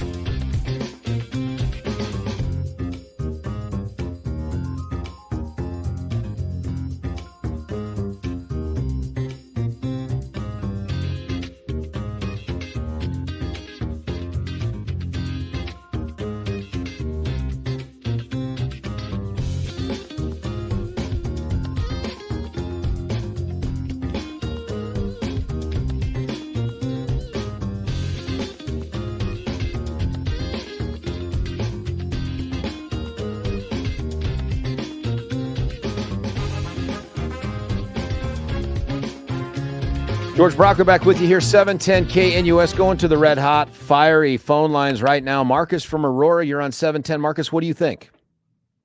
Well, I think a lot. Hey, what do you get when you put two lawyers together? Good Lord, I don't know. Lawsuits. Okay. It is funny, isn't it? That's true. It's true also, man. What do you got for us? Okay. Now, I was looking at this. They want to pass this and everything, and I disagree on a few points. Yeah. And they didn't bring the House up there. Yeah, it's going to be dead on arrival because Mitch McConnell is sitting up there with the Senate and everything. And they just want to know, okay, what is this all about? This and this and this. Forget about the fence and everything. But there was some words that Biden wants 5,000 illegals a day. Well, it's not illegals To come into the it's not country. 5,000 illegals a day. I think it's 5,000 like asylum seekers at all. I mean, it might include illegals, but I think it covers the asylum seekers. That's huge because we don't have that limitation right now. Yeah, and that's what I was looking. And I just wondered, why don't you bring up Johnson from the House? Because when he said it's dead on arrival, nobody knows what's in that bill. It's just fair. Well, I don't think we know what's in the bill, true, because we've only heard the things leaked from it. There isn't a draft bill yet. I'm not saying we should go Nancy Pelosi one way or the other. Like, we can't vote against a bill that we haven't read. We can't vote for a bill we don't know about. But what are your thoughts on the idea that, hey, we need to impeach Mayorkas? I'd love to know if you think that that's a yes or no thing. You agree or disagree. But two, if it's an emergency to remove Mayorkas, isn't it an emergency to try to get something, at least in the short term, anything done to address this border crisis? I don't think they should impeach him. He's the fall guy. But Biden could end everything with a pin stroke. And if he put back all the things that Trump had in place, everything goes back. Well, it Now, I does, know it but it's not sounds totally stupid. fixed, right? Because even with Alexa's numbers here, it shows that between, I'm going to give credit to Trump for 2017 to 2021, or at least to 2020, there was 300,000, 400,000, 850,000, 400,000. So it's not like we had stopped everything, but my God, it's way different than 1.9 million, 2.7 million, 3.2 million. So you're right. It would be a step in the right direction. But those are the limited powers that Trump would have. This would actually give him the ability to do some more stuff that he doesn't have yet. Yeah. And even our state can't afford this. And, I don't know where it's going to go. Yeah. What is your preference? What do you want to see happen? I'd like to see him build a fence, really. And I like the fence too, but that won't do it. And everything, and start doing something. Put the House up there with the Senate, and you all sit down and come up with a solution there. Man, you hope Because so. you've But been a vet, that's what and they're trying to do right now in the Senate, right? They're trying to come up with a compromise solution. But what we're hearing But from they so need many to bring on the House into it. Yeah, The well, House controls the budget. yeah. They do control the budget. I just think the House, because it is in the position it's in, and it's had that change in leadership, and they've got that slim majority, they're like Johnson's in a different position. He feels, to me, probably inclined to do this anyway, but feeling real pressure from the right, the Freedom Caucus, to try to shoot this thing down just for him to keep his position as speaker. So I don't know if there's any way to reach in and get them on board, especially when so many view this as a great political issue for this campaign. And I think some, Marcus, are willing to say, it's okay with me if we don't solve this problem. If not solving this problem means we get President Trump, I'll take that. Well, I'd take if they bring Johnson up there from the House, that he's involved up there, then they can't blame anything on anything else. The facts will come out. Well, we'll see what happens with that. Marcus, as always, I love the phone call. Thank you for it. Marcus's line is open, 303-696-1971. Our friend Jay from Sterling up there in the Northeast, sir, how are you? Good, sir. What are you thinking? By the way, I wanted to ask you this. In the 8 o'clock hour, we're going to have Jerry Sonnenberg on. He's right there. He's a good guy. I was going to ask you He's if you a knew damn Jerry, good because guy. everybody up there Absolutely. knows Jerry. Yes, I'm a farmer out here. He's a good guy. He's always been good to us, you know. So he's one of us type. Well, I don't want to categorize, but he's one of us type of thinkers. Logical, level-headed, you know, down to earth. That's who he is as a person. And we're not talking immigration for this moment, but the other thing that Jerry brings that I think is different from what we have seen in the recent past is a guy who is living that life, Jay, that you know so well, but a guy who's out there on the plains, whose family for generations has been working the land and the cattle and all the other stuff. I mean, like, we just don't get a lot of that in Congress, you know? Correct. Well, they've never lived the lifestyle. I mean, they go get a hamburger. They don't understand what it takes for us to raise a hamburger. They don't understand what it takes to raise the corn, to bale the hay. They don't understand the logistics of all that. They just think everything comes from the supermarket, you know, and that's the sad part that these people don't understand. I mean, they ain't going out there pulling a calf in the middle of a winter storm. You know, they're not willing to go do all that stuff. They have never had to work for their food, for God's sake. And Jay, the other thing they do is they look at wolves as those cute, cuddly animals on the posters with the pretty blue eyes who are just trying to, you know, make it out there in the world. Whereas my guess is you and Jerry and others see wolves as a direct threat to the cattle that you're raising. I mean, that's crazy. Well, look at the coyotes. I mean, we used to have coyote hunts. I mean, because, you know, a farmer's got to make money. We don't make much money, you know, but so therefore we have to take certain things into hand for us to farm. You know, like they say, farming, you get 3 bad years and 1 good year. A bumper crop is what we call it. Yeah. You know, so I mean, if you ain't conservative enough with your own cash flow and your own belongings and protect what you got, you're gonna have a farm sale. You know, so not the good kind. Not the good kind, yeah. So he understands, Jerry Sonnenberg, he understands all that stuff. He understands what a farmer and a rancher goes through, what we do, you know? And so, but that brings back to the level-headedness, which we got none of that in Congress. We got none of that in these politicians. You know, they've never lived a life of that nature. You know, most of them, they get their weekly paycheck or their monthly paycheck. We don't get that, you know? Jay, I could talk to you about this all day. And in fact, we'll talk a little bit more about it with Jerry when he's on in the 8, but you didn't call in for that. You called in to talk about this immigration Mayorkas thing. Give me your thoughts. Yeah, passport. Me and the wife, we haven't traveled in a while, but we used to have to get passports when we went on our cruises and stuff like that, travel the country. So therefore, why don't shouldn't they have to have a passport to come into the United States? Yeah, you would love to think that's true. If you have a passport, you can come into the United States. Like, that is your entrance into, based on all the other treaties and world, that is your entrance into the country. But let's say they don't have one. And by the way, that passport only gets you in for a certain limited, like, touristy period of time, unless you come with work visas. I mean, there's stuff there. Like when I was in Canada, I don't know, a year or two ago, doing some presentation on school safety. And the dudes, this must have been during the COVID, because a lot of masks, a lot of swabbing, but I'm in like British Columbia, Vancouver. And at the airport, man, they're grilling me. Like, how many days are you going to be here? What are you doing? And I'm like, well, I built in a couple days to just, you know, check out Vancouver, but I'm going to go give this talk at this place. They're like, so work. And I'm like, yeah, some work. They're like, do you know if you exceed X number of days of work, you have to apply for a visa or you have to leave I mean, they're very serious about that. So having a passport gets you limited access to countries. These people are looking for something different, don't have a passport. And so we have this broken asylum system that was predicated on the idea that we're going to be dealing with handfuls of people fleeing real catastrophes. Now you have the cartels and the coyotes working with these people to just say these magic words and you're in. And that turned out to be true. And it's like, well, we got to undo the magic words thing. That's a double standard, though, isn't it? That's what my overall point is. It's a double standard. These people don't have to do the same things that we have to do. No, but think about who issues your passport, Jay.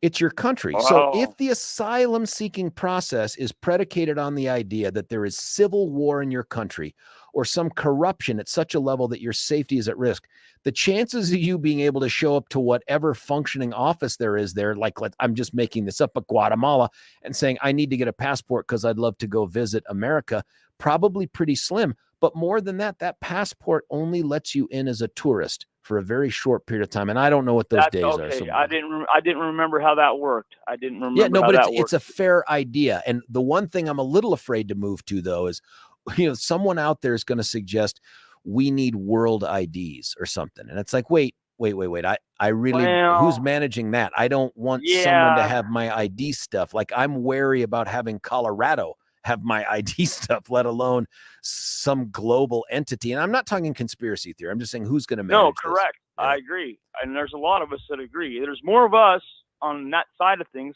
because the more control that they try to put on everybody, then it's more management, it's more Congress, it's more politics get involved in it.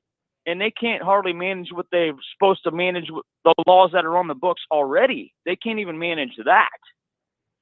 You're absolutely right. Hey, Jay, keep up the good work and the hard work out there, man. We'll talk with you soon, okay? Thanks for calling. Take care of yourself. Yeah. Keep doing what you're doing. Yes, see it. That's Jay from Sterling. Hey, listen, we've got a line open. Jay's line, 303-696-1971. Dwayne from Divide. I promise I'm going to get to you. I got to cut away for a quick break here. Tell you about something. If you're a Second Amendment person, or maybe you're just a person who's fed up with the idea that your safety is being stripped from you as an individual. I'm telling you that. Remember that bill I read to you yesterday, part of it with Sherry Pie from Complete Colorado, page 2, the draft bill that would basically turn the places you can carry a firearm for your own self-protection into like a postage stamp in the state. Like everything would become a sensitive space, which is such a stupid name, but a sensitive space. It was like remember that? Well, that's out there, folks. That bill draft could turn into a bill at any moment. There's less than 100 days left of this session. If they're going to do it, and I think they will, because they want to test the courts on this issue, they want to test the Second Amendment, now is the time to act. And the way you act is you go to the Tanner Gun Show this Friday, Saturday, and Sunday at the Crown Plaza in Denver near I-70 and Chambers. These are the guys that have all of those hard-to-get parts, accessories, all the other thing. They'll do the concealed carry classes, so much more, 30% off the big box store prices. I've done a little bit of the public safety thing, folks. As a veteran, as a former prosecutor here in the most populous jurisdiction for the moment in the state, I can tell you what happens when people are not in a position to defend themselves from those that try to harm them, and it's never anything positive. Don't be that person. If you want to have the ability to make decisions that are good for you and your family, consider going to the Tanner Gun Show, seeing what's out there. It's this Friday from 3 to 7, Saturday 9 to 5, Saturday from 9 to 4. You get a ticket for one day. It's good for all three. The parking is always free, which is awesome. You can check them out at tannergunshow.com. That's tannergunshow.com. When we come back, Dwayne, the other callers, some of the texts that are coming in, is George Brauchler, 710 KNUS.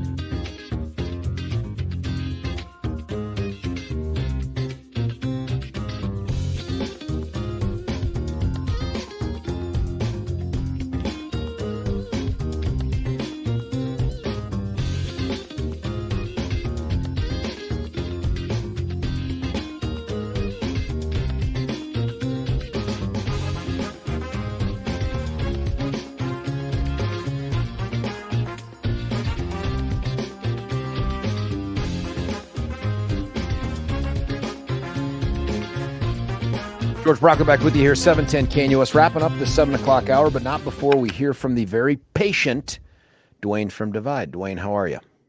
Good morning, sir. Always a pleasure. With these situations going on, didn't the rotting corn husk in the office of president currently reverse the previous administration's restrictions on everyone? He And did. he did that by executive order. He did, but remember the Title 42 thing was kind of on its last legs, if only because it was invoked from the COVID emergency. Like we're saying, hey, we have to do this for these health reasons.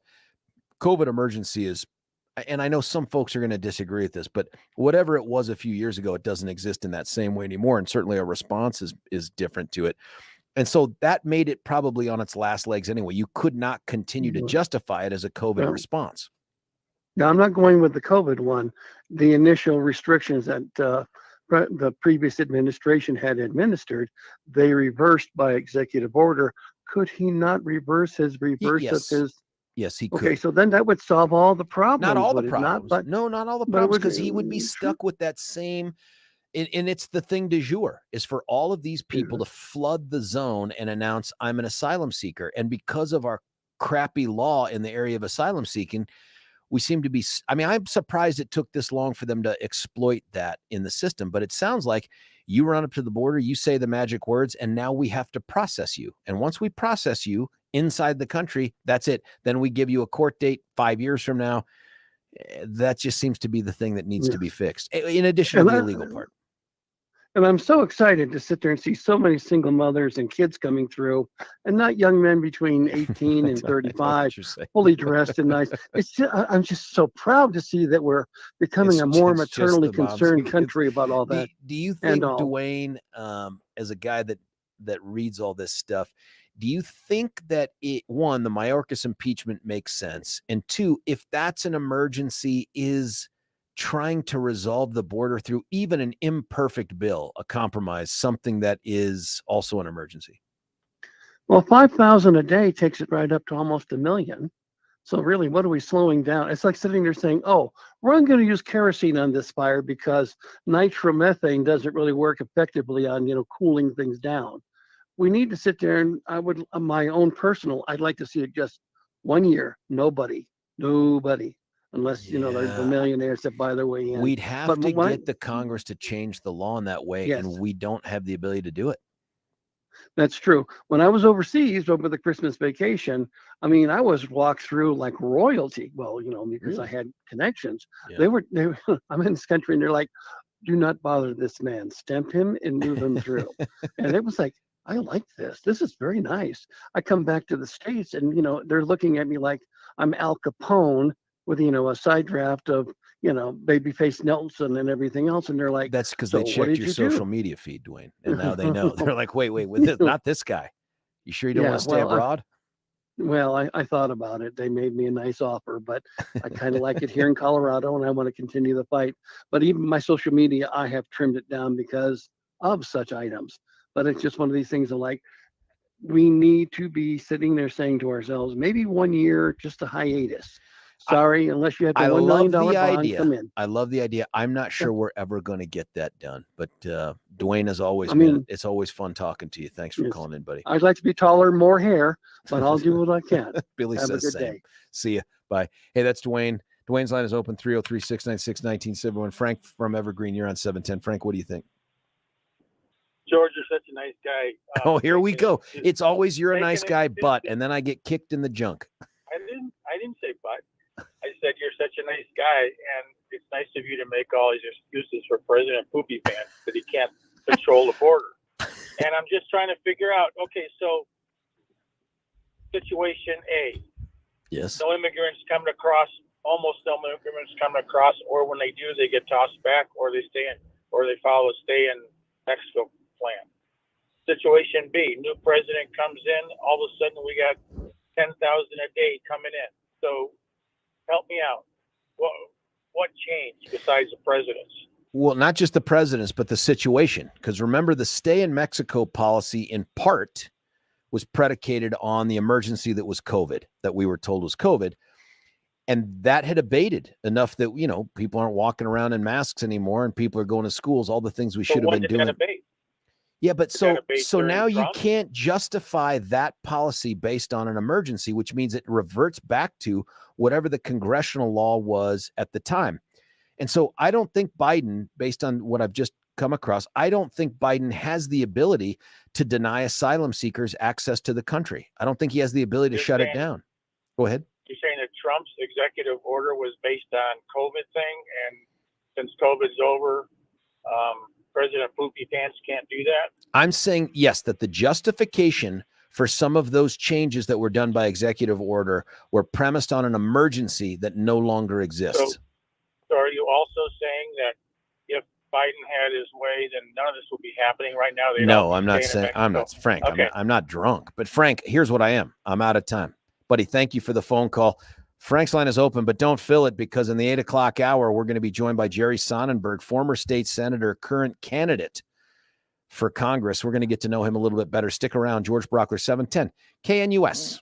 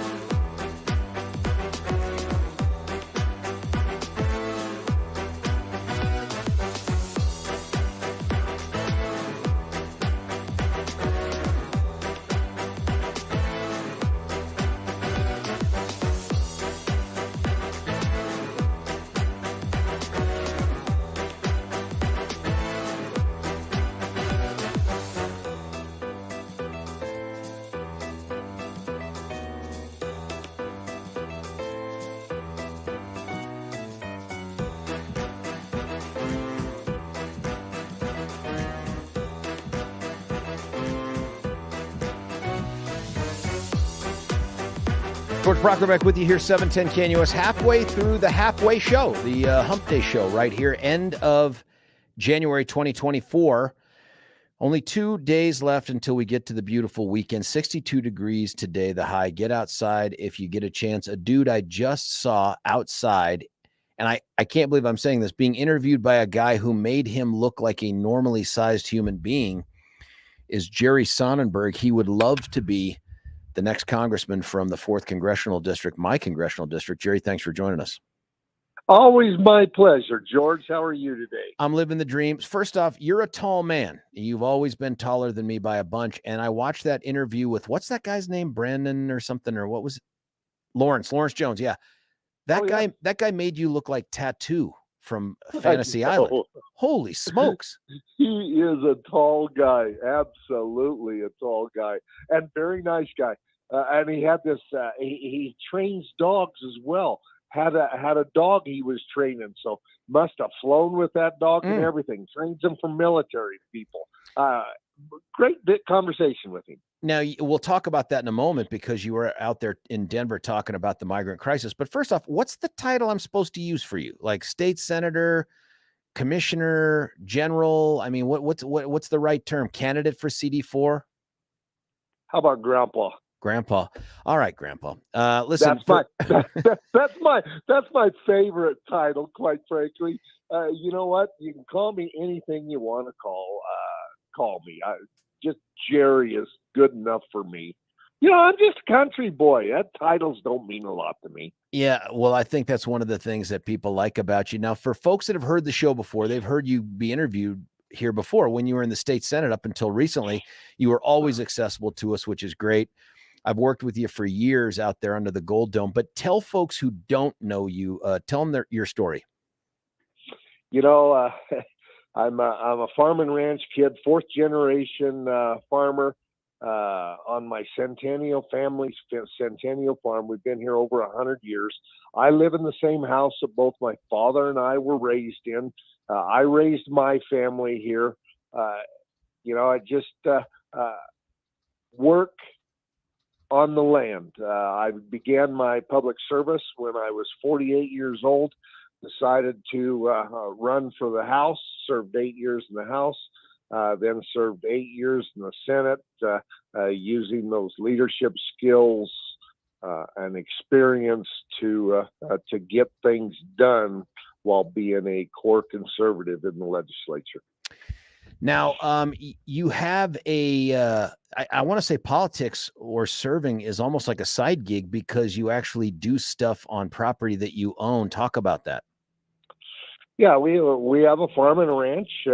We run about 300 mama cows that will calve each year. We have a small little feedlot in which we raise beef and sell it to a small packer who then delivers to the Front Range, a couple of retail stores up there, and a number of restaurants. So you could be eating our beef, although most of ours is in the northern Front Range, not down to Douglas County yet. And then we're fully integrated. We raise our own hay. We raise our own corn to feed at the feedlot. We also raise wheat and proso millet. So, you know, we just, and I'm fortunate because I have 2 boys that are following in my footsteps, the 5th generation, and their kids, the 6th generation. So excited, actually, about the life that I have. I also, you're right, serve as a county commissioner, using those experiences to lead at the local level. So you, and this is legit. Some people like own stuff, but they don't run stuff. And I've told this story before. You'll remember this, Jerry. I called you once to talk about, I can't remember what it was, something politics or something. And you answered the phone while you were on your tractor. Do you remember that? And you were like, hang on. I got to turn this thing off. I can't. And I was like, what the hell is going on? You were already still on the tractor, working the field and all this stuff. And I thought, man, we are doing different things. You know what I mean? Like for me, it's I go to the store and find all the food. You were the guy that started it all off. So anyway, I think it makes you unique, not in this race, because there are other folks out there that live in the plains, but unique to politics in a way. You have a great family. You have this good business. You guys have been doing this now forever, for generations. What's wrong with you that you would want to run for Congress? Like what was the injury that you suffered in that head region that caused you to say, I want to go to DC? You know, and it's a great discussion, quite frankly, because I'm living the dream. But the truth is, I feel called to do this. I feel like I've had this experience and I've developed these leadership skills over the last 16, 18 years. Well, quite frankly, over an entire lifetime, but it's been really trained the last few years to make a difference in DC. And I think I maybe it's my farming that has me an eternal optimist, but I believe I can still make a difference. I know I can go there and make a difference. I know I can go there and build relationships and get things done to make Colorado better and to make us safer in Colorado and to help reduce the debt that's going to be on our grandkids. Well, I want to talk about some of those things in a minute, but I saw you a week ago tomorrow up there at that great Women of Weld Lincoln Club of Colorado event at that Fort Lupton Rec Center. You and 42 other people who would love to be the 4th Congressional District representative.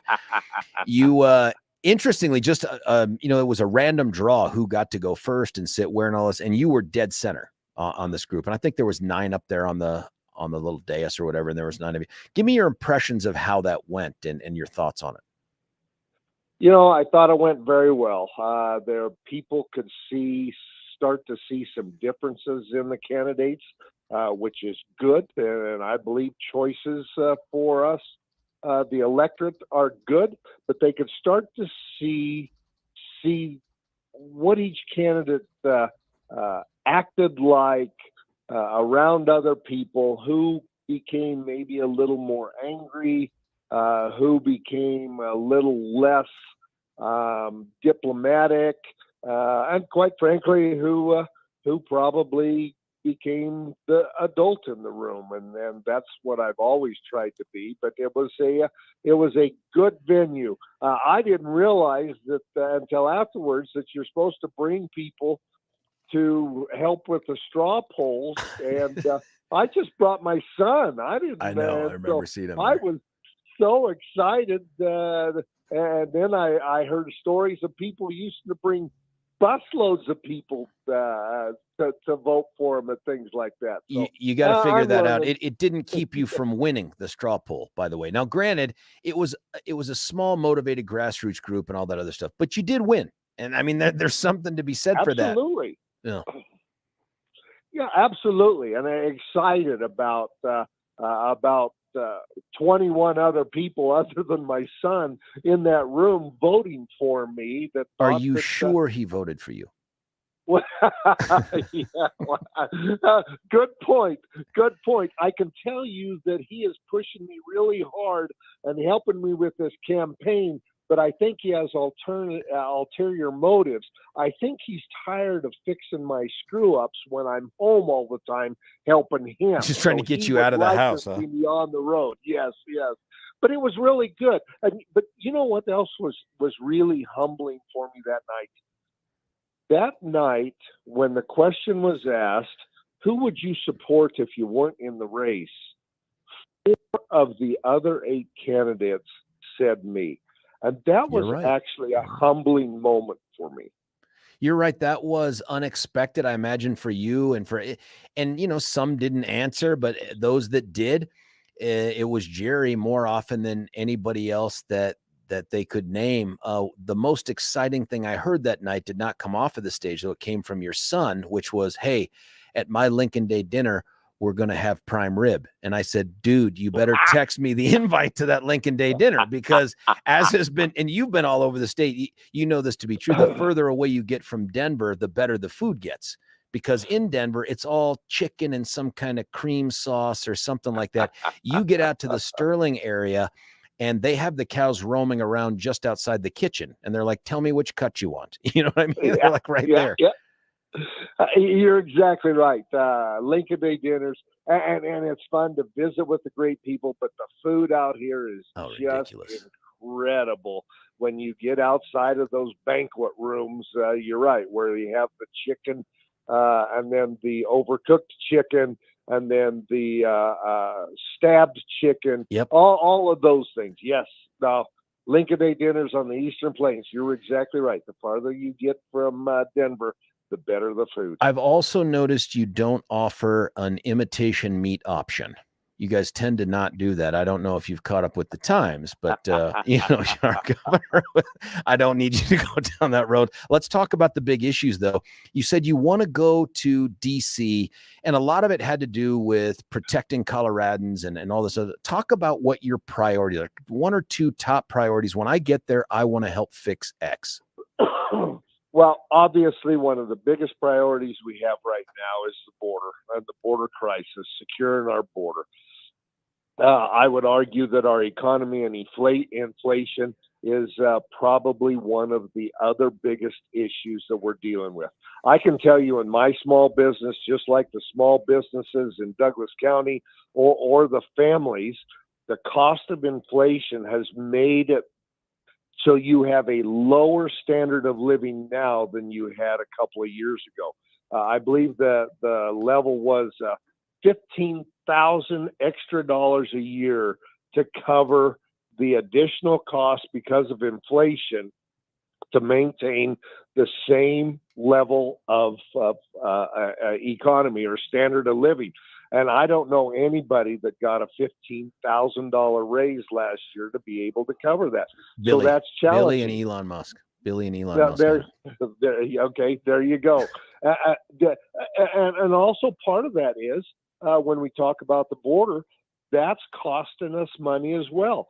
It's also costing us because we don't feel as safe. If I'm in Douglas County, right next to a sanctuary city of Denver, or Eastern Adams or Arapahoe County, I'm actually scared, and the people I've talked to are scared because of this immigration crisis.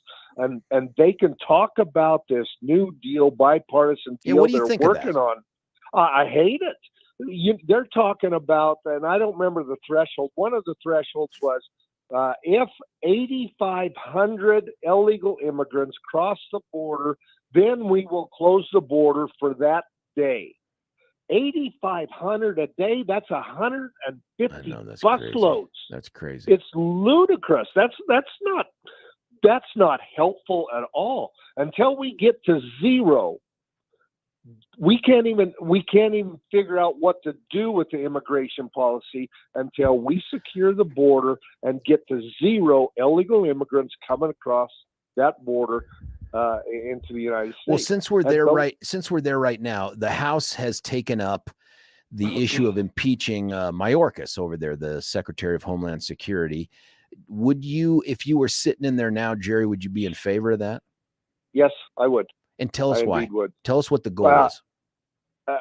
I think the goal is we have to deal with national security, and quite frankly, that has been a failed office, period. It's failed. It's time to put somebody that honors the oath to secure the border and protect America.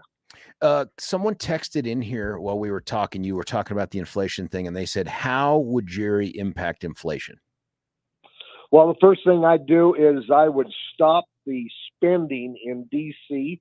and put a cap on. I would not vote for any increased spending unless there was a decrease of equal or greater amount somewhere else. I would not vote for anything that grows the budget. Government has done more, and Bidenomics has done more to increase this inflation than anything else. And it's because we have printed money and we start spending money and we give money out where money has less of a value. And now we have this huge inflation. And so that's where I would start in DC. Some of that, and I get that, man, when the government starts printing money and spending it, but some of the printing money takes place with the Fed. And that is remarkably inaccessible to Congress. I mean, it is just out there. It's like we're stuck, man. Once these Fed chairmen and stuff get put in place, the ability to manage and control them is really, really difficult. Oh, absolutely. And the truth is, and maybe it's just because I'm a country boy that understands simple business practices. You take in, you try to sell more than you spend, so you have a little profit. I have never figured out why they increase interest rates and make it harder for us to do business when an economy is struggling.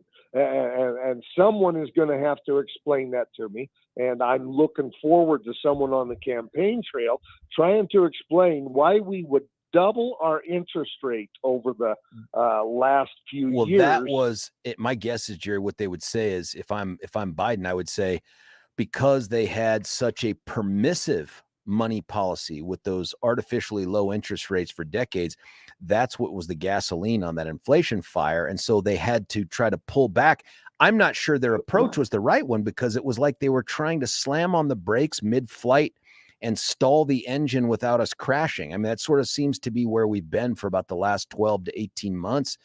And so this Fed thing is a big deal, but Congress is sort of stuck with that. But I do like the approach of let's get control of spending, which, as you know, every Republican that goes to Congress says that. And I'm not saying you're not going to back it up, but something happens, man. Something happens when you guys get back there into DC and they make you drink a special potion. They probably put a brand on you somewhere. And all of a sudden, Republicans who are hardcore on the campaign trail end up going, I could vote for that. I'm not saying that's you. I'm saying, how do you resist that? I think Ted Harvey said it well during the debate when he said he would support me because he said that I could stand up to leadership and I stood up to big pressures and represented my district. I can do that. I have the integrity and the backbone to be able to go back there and just, I don't have much of a filter and tell them what I think. And this is the way it's going to be. This is the way I view it. This is the way it's going to happen with me.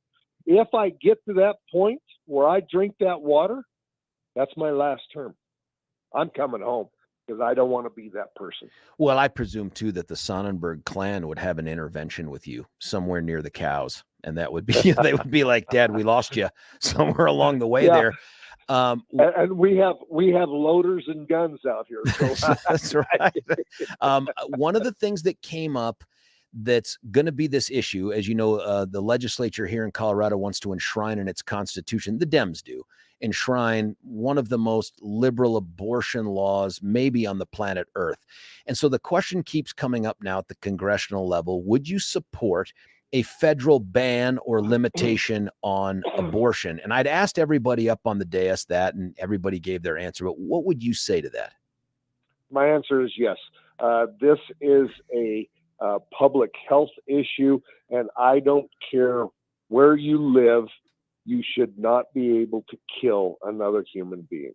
Now, there's increments up there. My good friend Marilyn Musgrave works for Susan B. Anthony AMDC, and she, although she, like me, believes that life begins at conception, she's working on a ban at 15 or 20 months. And yes, weeks, I would support if it's that. At 20, I'm sorry. Yeah, yeah, weeks. If we're at 20 months, that baby gets born in kindergarten. You know what I mean? There's something like that's going. I'm not good with math, but there's I won't go there. But you're exactly right. I would support that as well. I would support a national ban on abortion. Colorado does it wrong. It's just absolutely ludicrous that even if you're aborting a baby and the baby is alive, that you can't give it care, or that you're given birth at full term and you can still abort a baby. Is just ludicrous here in Colorado. I know. And the crazy part is the response is, well, nobody does that. And it's like, well, if nobody does it, you'd be okay outlawing it. And they're like, no, No, not at all, because somebody might want to do that. Can I ask you on that issue, what about the idea? Some folks say, look, rape, incest, life of the mother, those are things I would build into any sort of exceptions, or is it no exception? For me, I believe that every life is a gift of God. I would probably maybe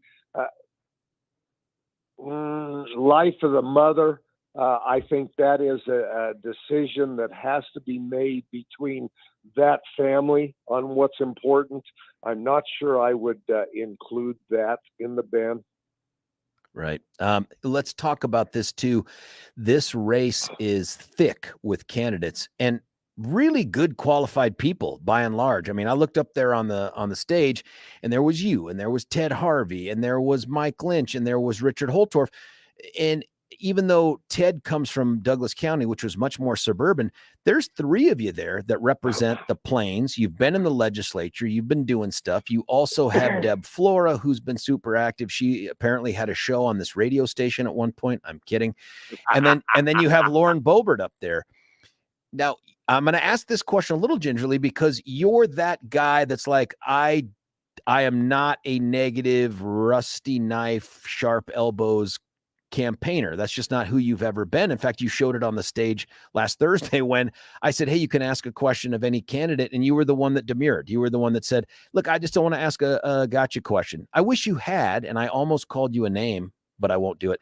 And I told you that afterwards. But what are your thoughts on how you win this race against someone who shows up with a $1.3 million war chest and name ID that's got to hover around that 80 to 90% in the district? For me, it goes back to integrity.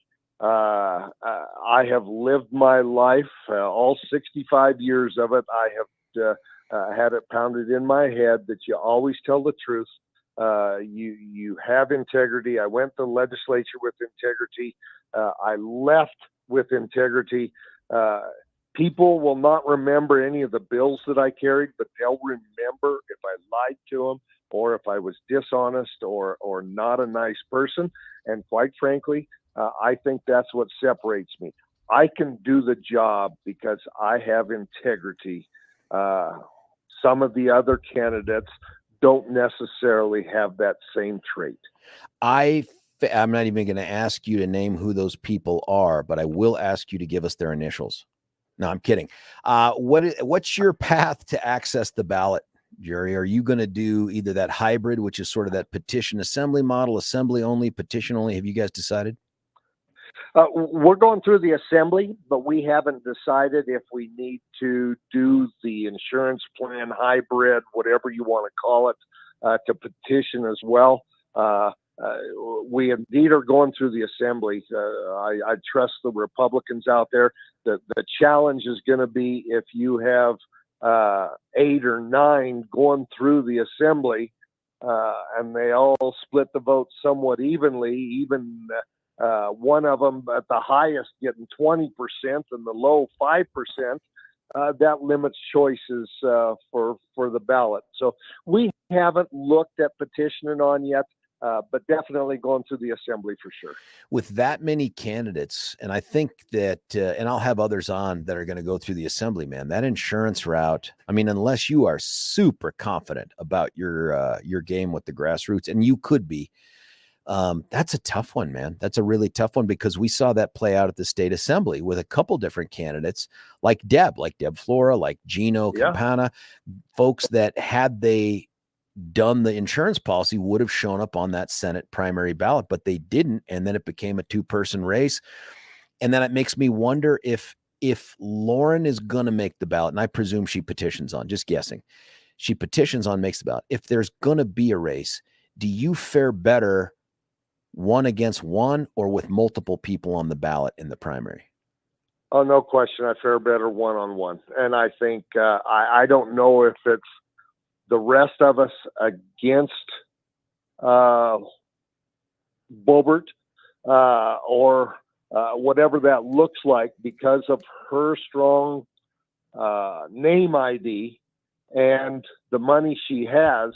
if the rest of us split all the votes, she is our congresswoman. So one-on-one, I have no question. I think I can soundly win that, win the primary. If there's 4 or 5 of us in a primary, that becomes a little different maze to navigate. There were 2 other things that everybody agreed upon up there, and one was you would all support whoever the Republican nominee was coming out of the primary, but that also everybody thought that it would be wrong for the Republican Party itself to intervene in a primary. Is that accurate? Yes, sir.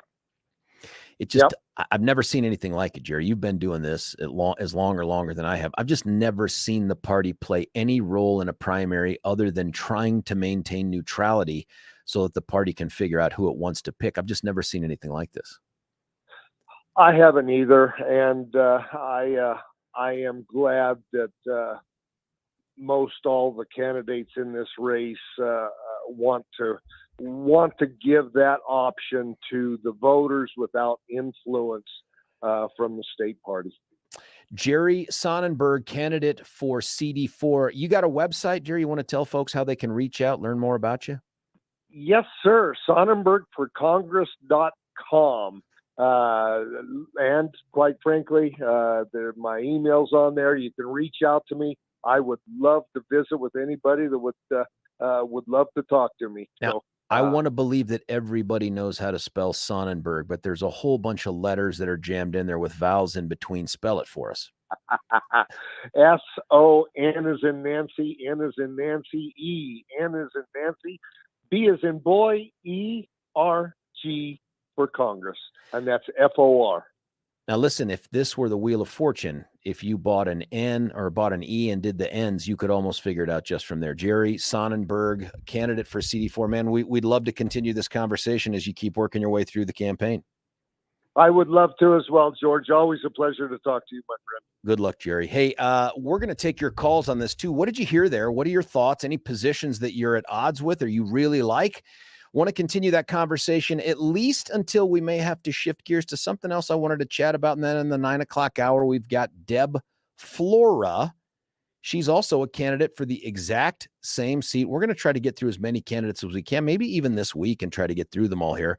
Our number 303-696-1971. Can't cut away for a break until I tell you about Brent and Joyce Tolliver. If you're continually trying to manage the disorderly, messy, awkward kitchen cabinets in your house, and it doesn't have to be the kitchen, bathroom, laundry room, maybe even in the garage, it's time to make your life a little more stress-free.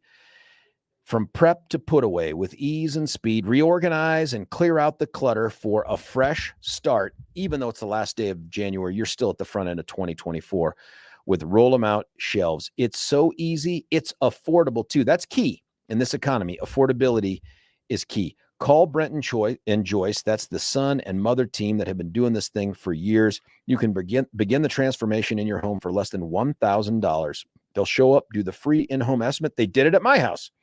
Call 303-475-9601, 303-475-9601, or check them out at rolloutsshelves.com. When we come back, Ron, the other callers at 303-696-1971, and your text, George Brauchler, 710 KNUS.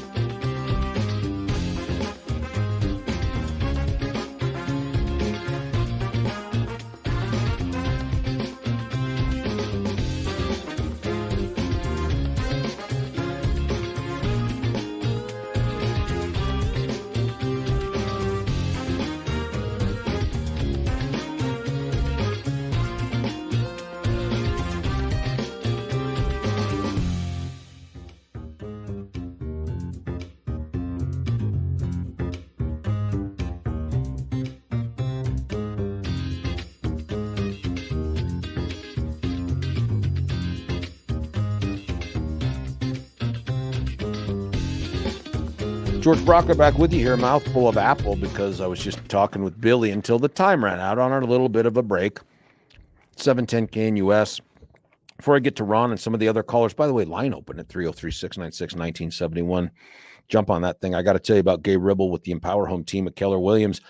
You know, Jerry Sonnenberg, candidate for CD4, talked to us about the interest rates and raising them, and the impropriety perhaps of doing that in an economy that's struggling. And whether you agree or disagree with how the economy and how the Fed's approaching the economy, know this, man, they've signaled six downturns or decreases in the Fed rate over the next year.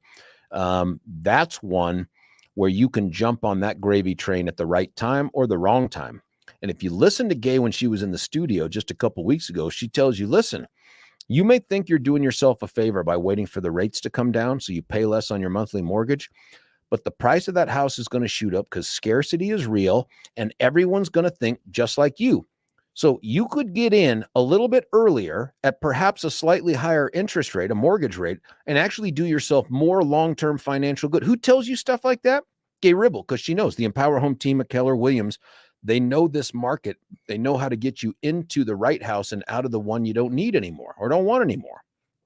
That's why they sell for more than others, sell faster than others. Give her a call at 833-301-SOLD, 833-301-SOLD, or you can check her out at gayhasthebuyers.com. That's gay, G-A-Y-E, hasthebuyers.com. Ron, Ron, where are you from? What part of the state are you in, my man? I'm from Inglewood. Hello, Colonel. Hello, How are sir. you? Living the dream. How are you doing? I'm doing great. I'm a one-year grandfather. Hey, congrats. That's cool. Yeah. I want to talk about the illegals at Home Depot, but I have birthed calves. I've baled hay and I've milked cows. Whoa. What an imprint that has left on my life. You should think about running for Congress. Oh, yeah, there you go. I don't think so, because mostly I have nonsense in my mouth, not apples. A long time ago, you talked to a girl from Mariposa in the Ukraine, and that was just as that her parents were the town where they were living. It was her folks were from Mariupol, and she was actually west of there, and I can't remember. But you're right. You're absolutely right. Have you ever heard from her?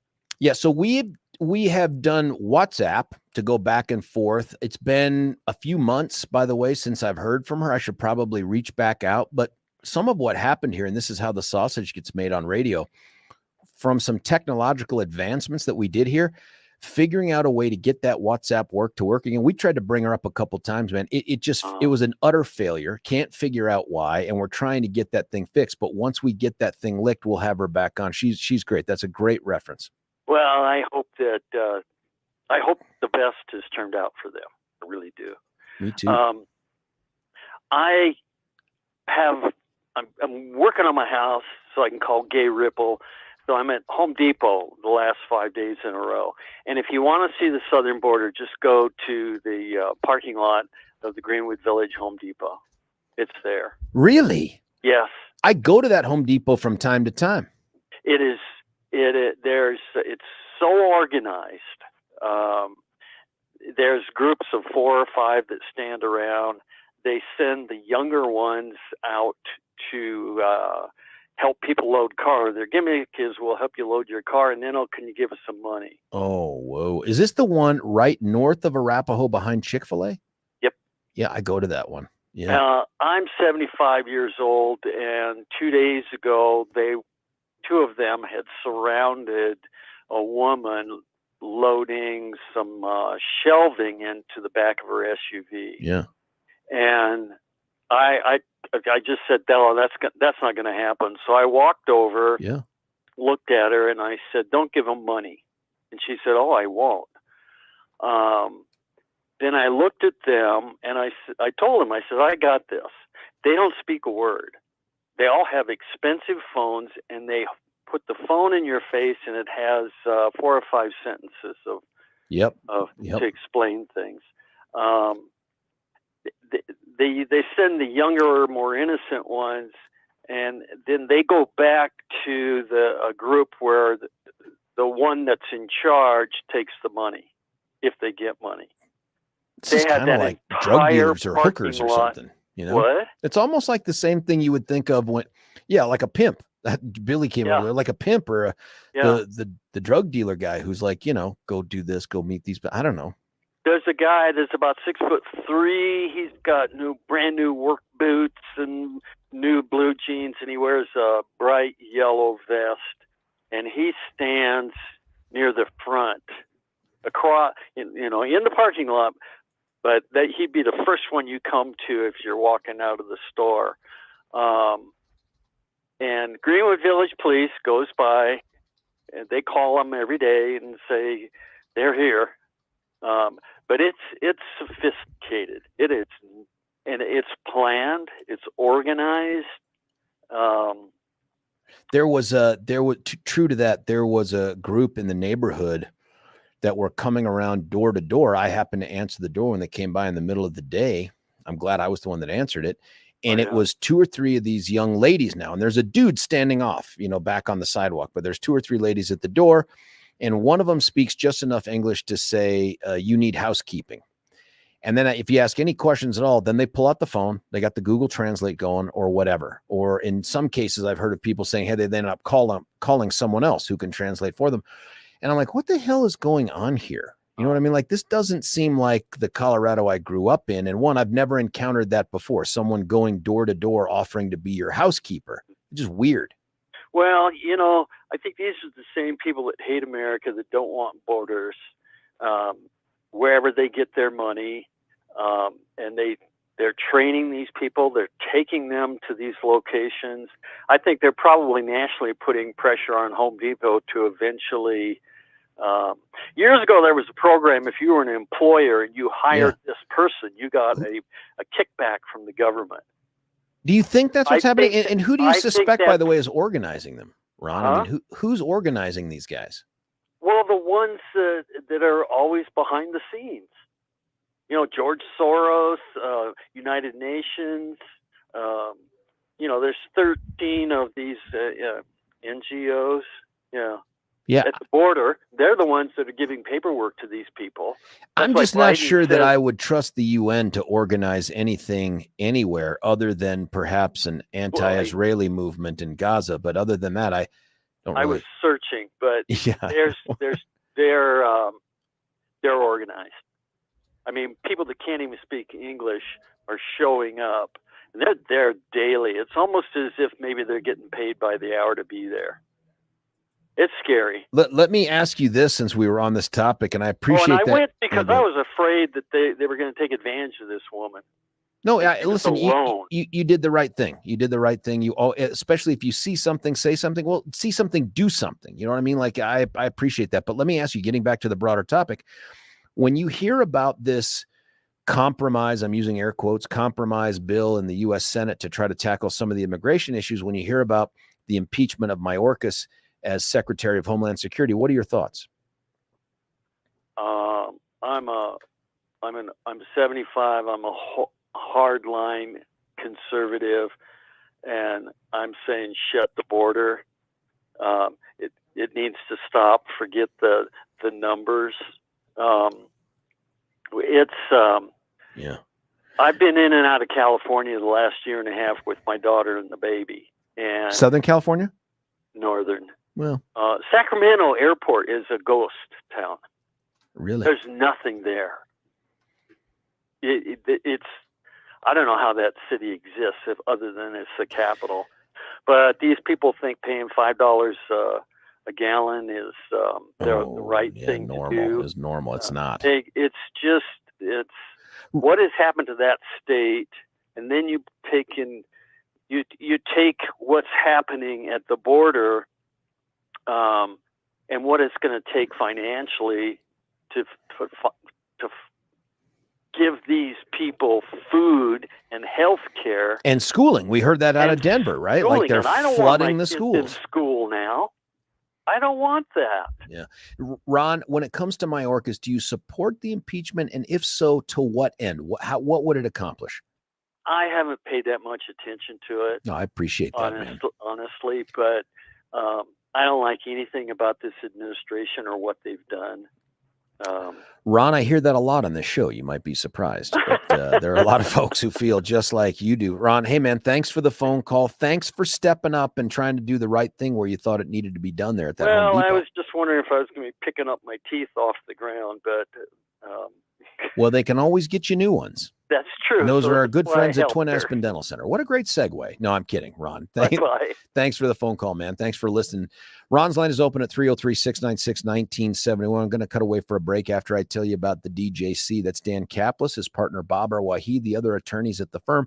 Go to their website and check them out, man. It's a pretty slick website. I love their offices. They've only allowed me to be in there once with their permission. Other than that, I may have slipped in under different things. But if you go to dankapleslaw.com, and I'm going to call it up right now to just show you how very easy it is.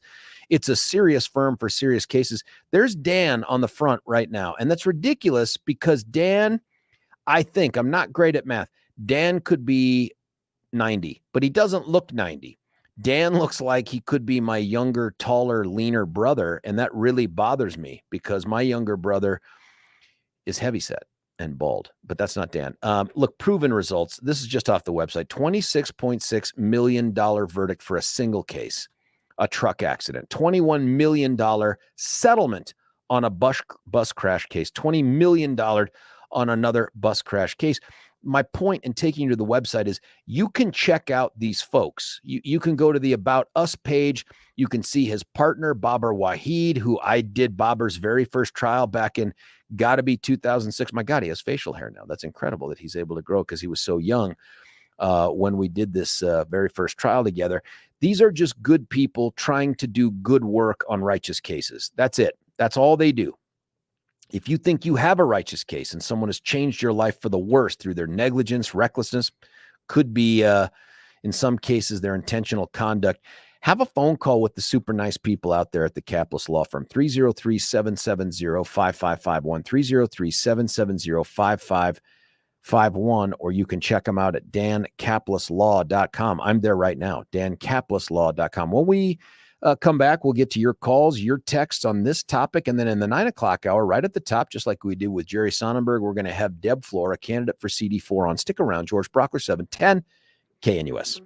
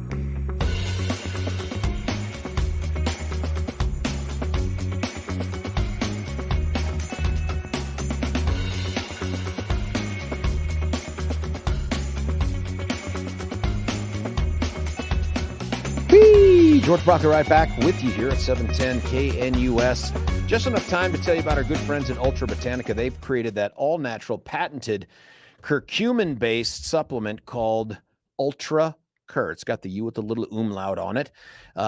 They provide a free sample to you for a reason, and that's because they don't expect you to just buy their product because they have a fancy website that has a bunch of studies that say a bunch of great things with customer reviews. Go check that out for sure. Do your own independent research on curcumin. They figured out a way to make it like curcumin on steroids or something, but go try the product.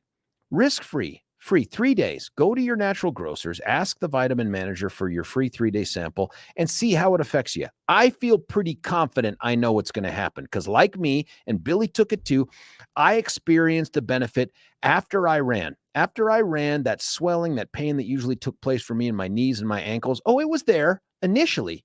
But with UltraCur, it went away more quickly. Imagine what it might do for you. Antioxidant, anti-inflammatory, all natural, a lot of pro health things there. Check them out at getultranow.com, getultranow.com.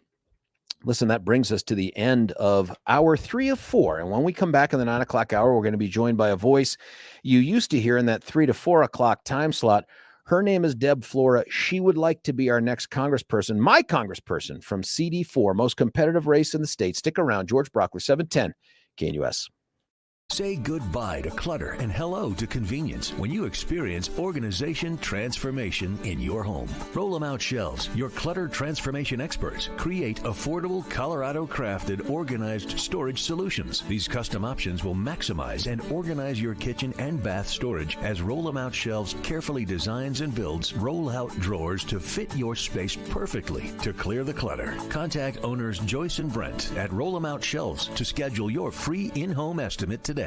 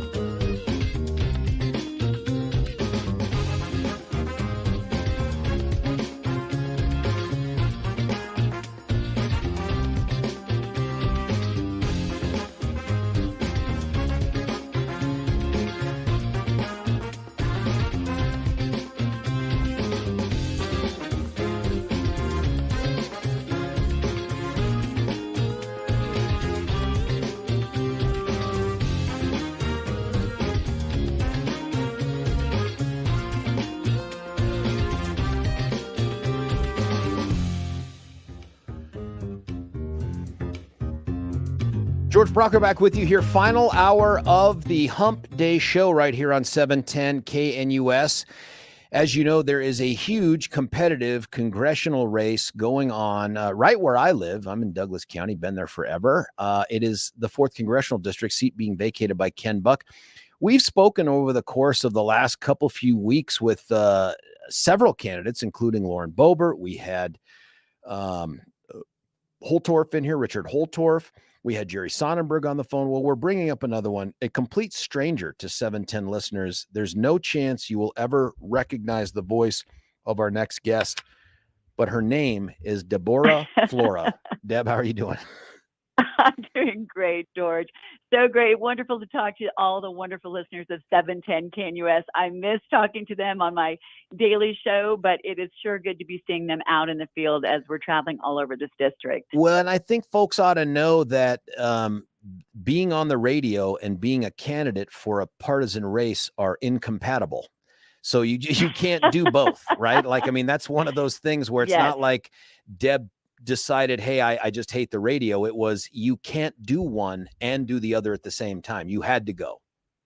That's exactly right. When Ken Buck announced his retirement on November 1st, that was my last day of doing my program because we announced our campaign on November 2nd.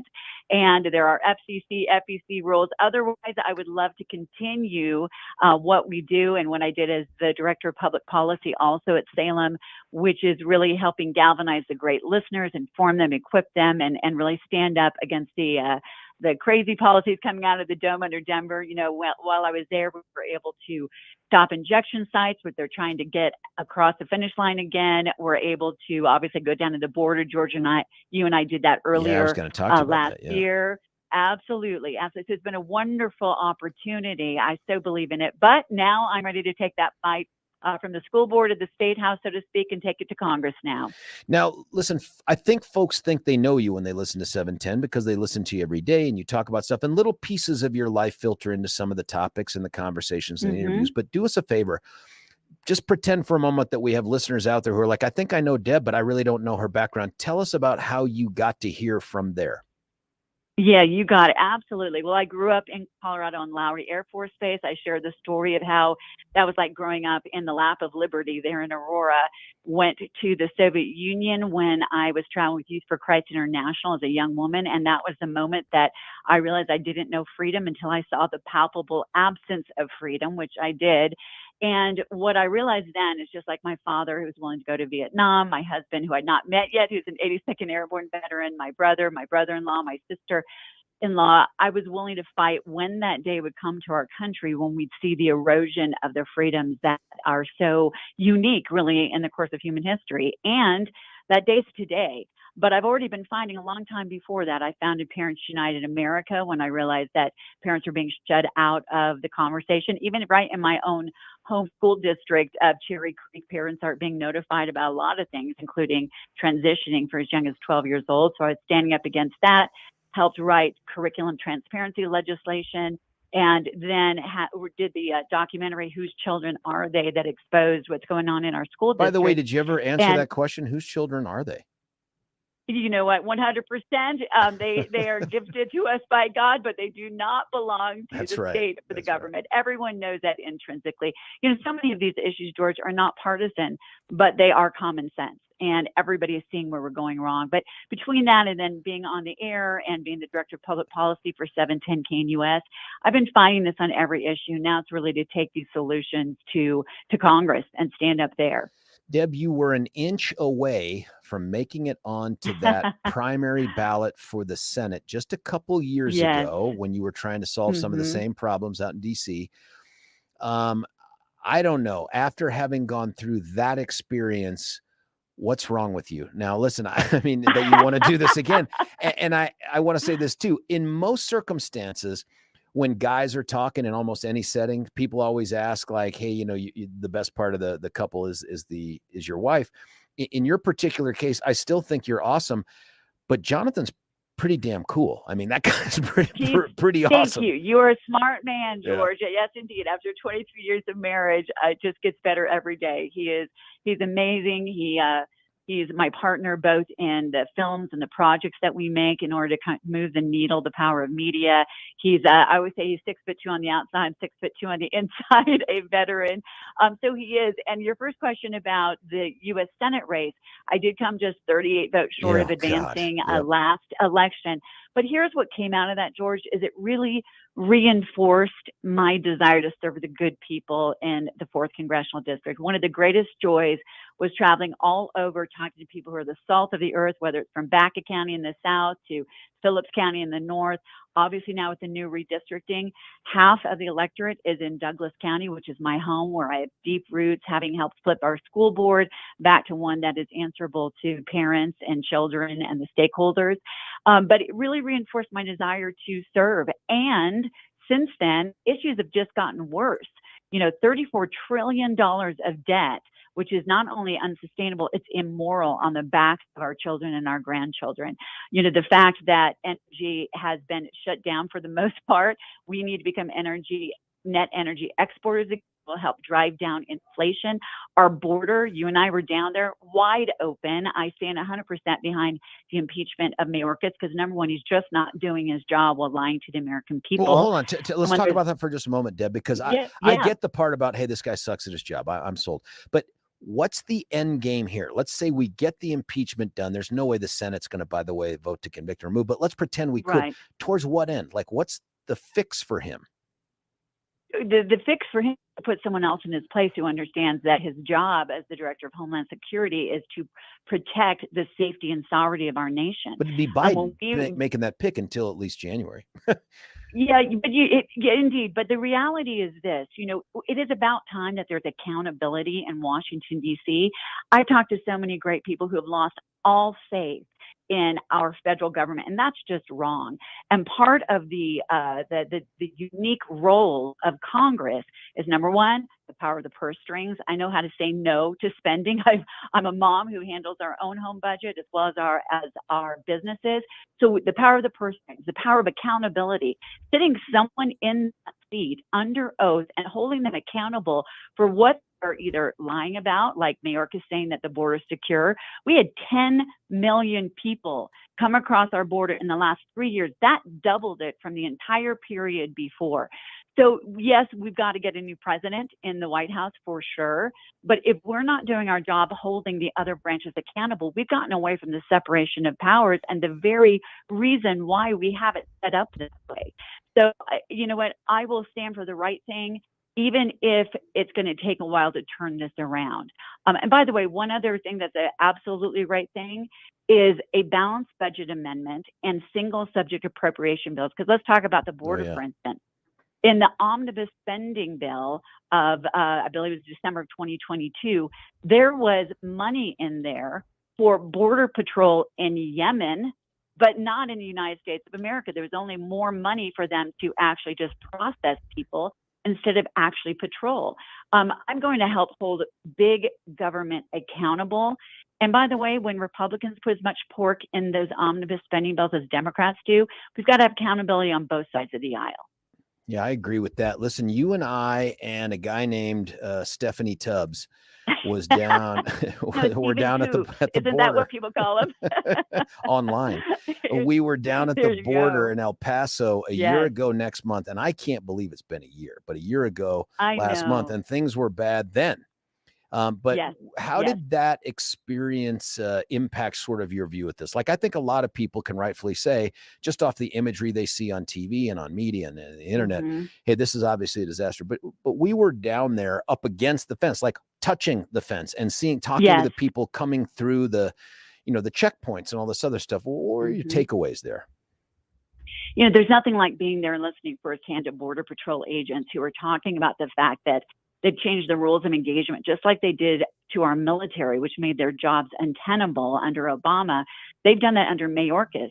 And hearing about those Border Patrol agents who are heartsick because they can't actually do their job, that's number one. Number two, hearing from those who did make it here after being really used and abused and left to die in the desert by the drug cartels, realizing the most compassionate thing we can do is to secure our border and get our system back under control so nobody is at the mercy of the drug cartels, which, by the way, we should call narco-terrorist military organizations, because that's what they are. They control 60% of Mexico. They control our southern border. And we really did see how sophisticated they have become as business people, hearing that they won't even sell fentanyl in their own neighborhoods because they know it's a poison, but sure, can't wait to get up across, the border into our communities. And I think, hearing even before Christopher Wray, the FBI director, was forced to admit last September that 169 people on the terror watch list were captured. And those We are were just the already ones that are hearing captured, George. right? Like those are the Yes, dim not the terrorists, getaways. not the smart ones. Yeah. There you go. Not the gotaways, the ones who are, who, as you said, who got caught.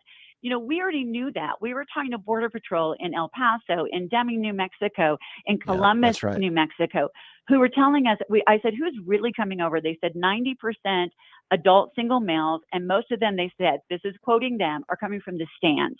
Afghanistan, Uzbekistan, Tajikistan, all of these places, Russia and China.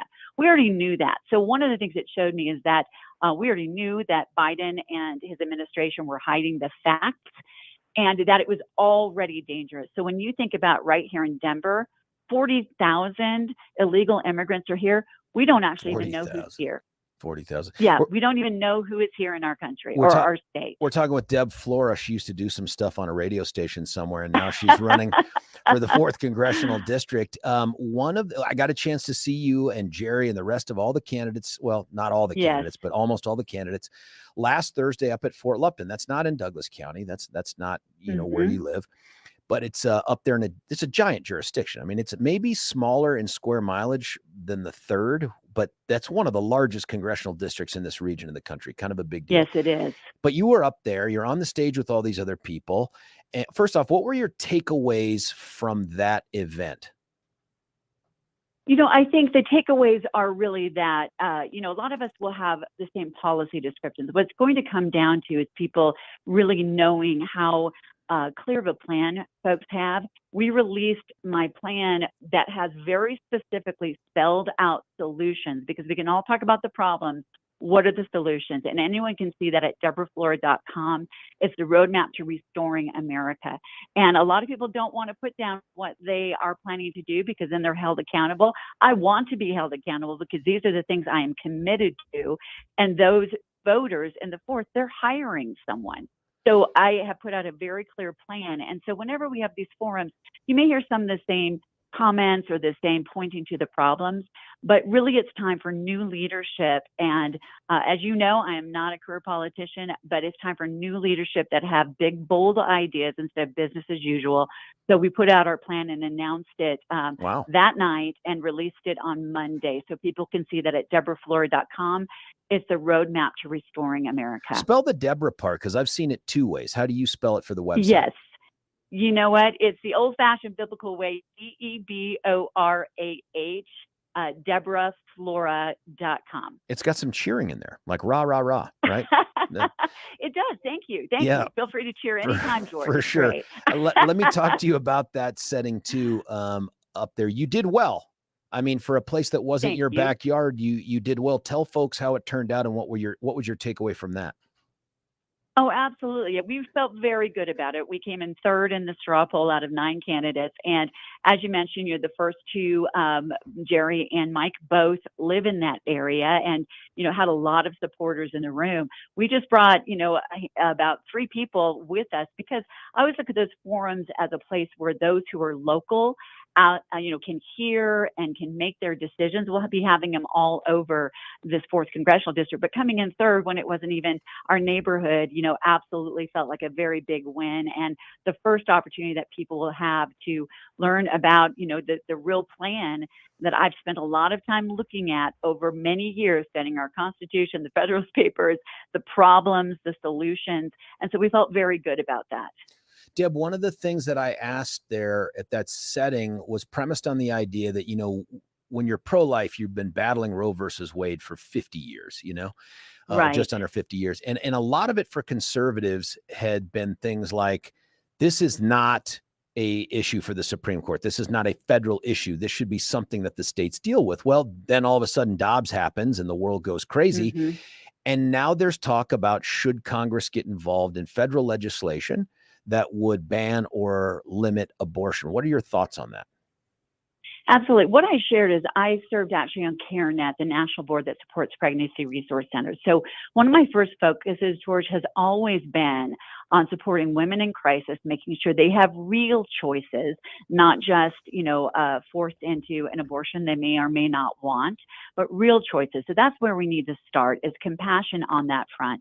As far as, return of Roe v. Wade, they basically said, even Ruth Bader Ginsburg said it was a poorly decided decision. So they basically said it is not something where federally it should be mandated. When it comes to the role of Congress, there are places where there's common sense things that we can all look at. Prior to the overturn of Roe v. Wade, there were things like a partial birth abortion ban or the Born Alive Act. Those are simply things that say, if we're a civilized society, we cannot have children being left to die after surviving abortion. That is just not who we are as Americans. So I think there are some areas that we all can come together and agree on. And that's already been something that has happened. And, the reality is right here in Colorado, abortion is legal up until the moment of birth. So the biggest issue, because it's a complex issue, is for neighbors to talk to neighbors and let them know that's the situation here. Because even 66% of Democrats are against that. I think you misread the law. It's actually legal up through kindergarten. I think you can just change your mind after they've gotten out of diapers and you're like, no, never mind.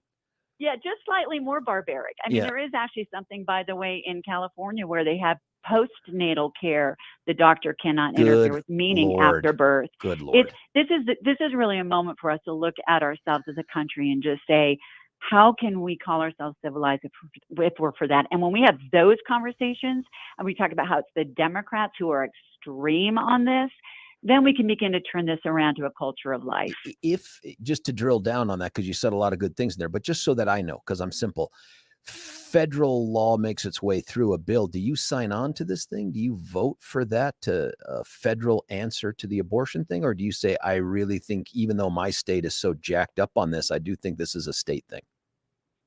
I think it depends on what it is. And I think there's an ability to move the Overton window that is in line with the vast majority of Americans who believe the extreme abortion policy does not reflect who we are in valuing life. And we can do that while supporting women. That is part of it. A woman should never be criminalized. And so we have to be very careful about this. So it kind of depends on what the bill is, what the situation is. Like I said, there was already a partial birth abortion ban, which I would have voted for and I would have sponsored. Now, Deb, at this event that we were at up in Fort Lupton, I gave every candidate an opportunity to ask a question of another candidate. And you asked a question of probably the biggest name for the moment in the race, and that's Lauren Boebert. And your question was, why am I better than you? And I thought that was fascinating. That you didn't ask that. That was not your question, although that would be an awesome. My question. Yeah, no. Talk about what your question was and how you think it impacts this race. The answer to it. Yeah, I'm not for gotcha questions, and I believe that most people don't want to see us attacking one another. There are so many other extreme positions, and really we're standing up on a lot of the same principles. However, I do believe in holding people according to their own words. So I simply mentioned to Lauren Boebert a quote that she made last election cycle, basically to the effect that Carrie Donovan, who did not live in CD3, who was going to run for CD3, Lauren Boebert basically said, why don't you focus on where you live and representing the people you know instead of moving into a district where you have no roots? Now, that's a paraphrase, obviously, but that was the gist of it. And so I think it was a very fair question because that's the question people are asking Lauren right now. And we have representative government. That means if you're going to be held accountable, it should be someplace where you have deep roots, where you know people. I have been fighting in Douglas County and have been traveling all over the 4th Congressional District for years, getting to know folks. There's a difference, and one district is not interchangeable with another. So that's what I asked simply quoting her own take, which is one I agree with from 2 years ago. We also have this weird thing, and it's just for the House of Representatives, only for the House of Representatives. It's a throwback to centuries ago, where you don't even have to live in the district you represent. I don't know. I think it can only be updated by amending the Constitution, but that's what creates a situation that can lead to decisions like this, even though I think she's moving here. And correct me if I'm wrong. Did she say she was moving into Weld, or had she decided yet where she was moving? I can't remember. I believe that's what she said. And here's the situation. I think that was because sometimes there's redistricting like happened in the 4th, and maybe someone is, 2 streets over, or Totally maybe different. a neighborhood over, completely different. But the reality is when you're moving from one side of the Rocky Mountains to another, and that is an issue, because I really do believe the biggest problem we have in DC and how people become a part of the swamp instead of draining it is when you are no longer connected and accountable to the people you're representing. As I said at the very beginning, the people in CD4, they're hiring someone to represent them. They're hiring someone who will be accountable. My commitment to the voters in CD4 is I will be very present, because this is my home. This is where I have deep roots. This is where I've been listening and talking to people for years. And I will come home. I will be with my neighbors. Come home on a Thursday night after we make votes, go back on Monday morning, and I will be all over this district listening to people, answering to them, talking with them about the issues. But I just think that we run a huge risk of what we already have, out of touch career politicians who make moves because they want to stay in a position instead of truly and authentically representing the people that are their neighbors. That's how we break this and lack of accountability. One of the texts we've gotten here while you're talking, love Deb Flora. That's who I would have liked to see on the ballot in the last congressional race. I think they mean Senate, instead of the battle between Ron Hanks and Joe O'Dea. And that gets me to a great question. And that is, how are you going to access the ballot this time? Of the options, straight assembly, straight petition, or that, as Jerry described it earlier, that sort of assembly with the insurance built in thing. You and I know, had you been able or interested in petitioning last time, you would have been on that ballot. And I got to be honest, I'm not sure how it turns out with you on there. It completely changes the dynamic of that primary. Having gotten so freaking close that time, have you made a decision what you're going to do for CD4, where there's 300 people running for this office? Oh gosh, there's a 290 some that already just started again. They're waiting. Yeah, here's what I've realized, traveling all over the 4th Congressional District and talking to folks. First of all, I'm grassroots. I have been, I've been literally in communities and showing our documentary, Whose Children Are They, helping flip school boards all over the 4th Congressional District. So I appreciate the caucus system. Our plan at the moment is to do the hybrid system, which is both the petitioning and the caucus. And the reason why is that actually allows more voters to have their voice heard in the process. When you get petitions, and it's about 1,500 petitions, that's 1,500 more signatures representing citizens who want to see you on the ballot. They have their voice heard, as well as the caucus system. And yes, you're right. What happened last time? It just started 3 hours late, and I had 150 oh my people God, you're leave right. with my yard sign. You're right. Yeah, I think people, until you said it, Deb, I'd forgotten that there was something that took place that delayed the voting or something, and they put the Senate, I think, because you were like the top bill, right? Like they put you dead last. Oh, I remember getting into the building was bonkers. Yes. Do you remember that? Like the scheme they had set up, it was like trying to go see a Taylor Swift concert or something. The lines were forever. Yeah, they were. And here's the thing, this is such an important time in our history. It is such an important time in our country that it's really too important just to leave up to what can sometimes happen with human error. Just human error that the Senate vote, when I came 38 votes short last election, was the very last of the day. We started 3 hours late. I had about 150 people leave with my yard signs going, thinking that I would absolutely, be on the ballot. I don't blame them. It was human error. But the reality is this is a very important time. Plus, the hybrid system just allows more citizens to have their voices heard all over this very large district. Deb, share with everybody your website again. How can they figure out where you're going to be, and they can learn more about you, support you, all that stuff? You got it. Thank you so much, George. DeborahFlora.com, DeBorah, DeborahFlora.com. And I really do invite people to go there and to see the roadmap to restoring America. I've been very clear about the big, bold, fresh ideas I'm going to be bringing to Congress instead of business as usual. And I look forward to seeing folks all over this great district. That's Deb Flora. You cannot hear her from 3 to 4 o'clock anymore on this radio station. You're going to have to go check her out at one of those events. I know I'm going to run into you and Jonathan out there in Douglas County. Deb, thanks for joining us. You got it. Thank you so much. I appreciate it, George. And once again, so great to talk to all the wonderful listeners on 710 KNUS. I miss you, but look forward to seeing you on the campaign trail. Awesome. Hey, thanks. That's Deb Flora. Listen, someone texted on that congressional thing, and I said Senate, and they're like, Senate is part of Congress. You are correct, texter. Senate is part of Congress. So many people use Congress interchangeably for the House. I probably made that presumption with you, and I shouldn't have. See, look at that. This is like Apology Day. Hump Day is Apology Day right here on the George Show on 710 KNUS. One thing I'm not going to apologize for is the opportunity I'm about to extend to you, if you're a dude, to reclaim that last cough. There's a cough button here. Didn't even think to touch it. Just coughed right into the microphone. That's called professionalism. Listen, if you're a guy out there and you're dealing with the thinning hair, the patchy hair, the, oh my God, what's happened to my forehead? It seems to be kicking the crap out of my follicles. Do not panic. Don't just go to buying a bunch of hats like I'm wearing right now and Billy's wearing right now. Instead, call up Dr. Tanya Pauls. She and the advanced hair restoration folks have for years now been turning dudes' lives around through the simple, outpatient, stress-free, in and out technique of hair restoration. They use your hair. They get your hair to start growing the very next day. You start looking in the mirror and you see that dude that you were looking at 10, 15, 20 years ago.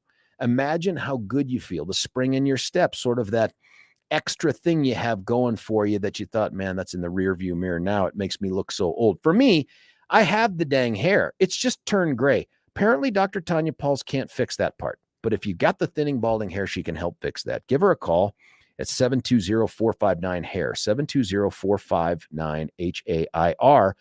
You can also check them out at Advanced Hair. That's advanced past tense, advancedhair.com. When you call them up today, by the way, $250 off plus 250 free hair grafts to start the process. There's no good reason to not have that phone call today. Hey, listen, when we come back, I'd love to get your texts, your calls. What did you hear there? What are your thoughts on this particular congressional race and the immigration piece? Every candidate has to have an answer. What did you think about Deb's and Jerry's before her? George Brauchler, 710 KNUS. Say goodbye to clutter and hello to convenience when you experience organization transformation in your home. Roll 'em out shelves. Your clutter transformation experts create affordable Colorado-crafted organized storage solutions. These custom options will maximize and organize your kitchen and bath storage as Roll 'em out shelves carefully designs and builds roll-out drawers to fit your space perfectly. To clear the clutter, contact owners Joyce and Brent at Roll 'em out Shelves to schedule your free in-home estimate today.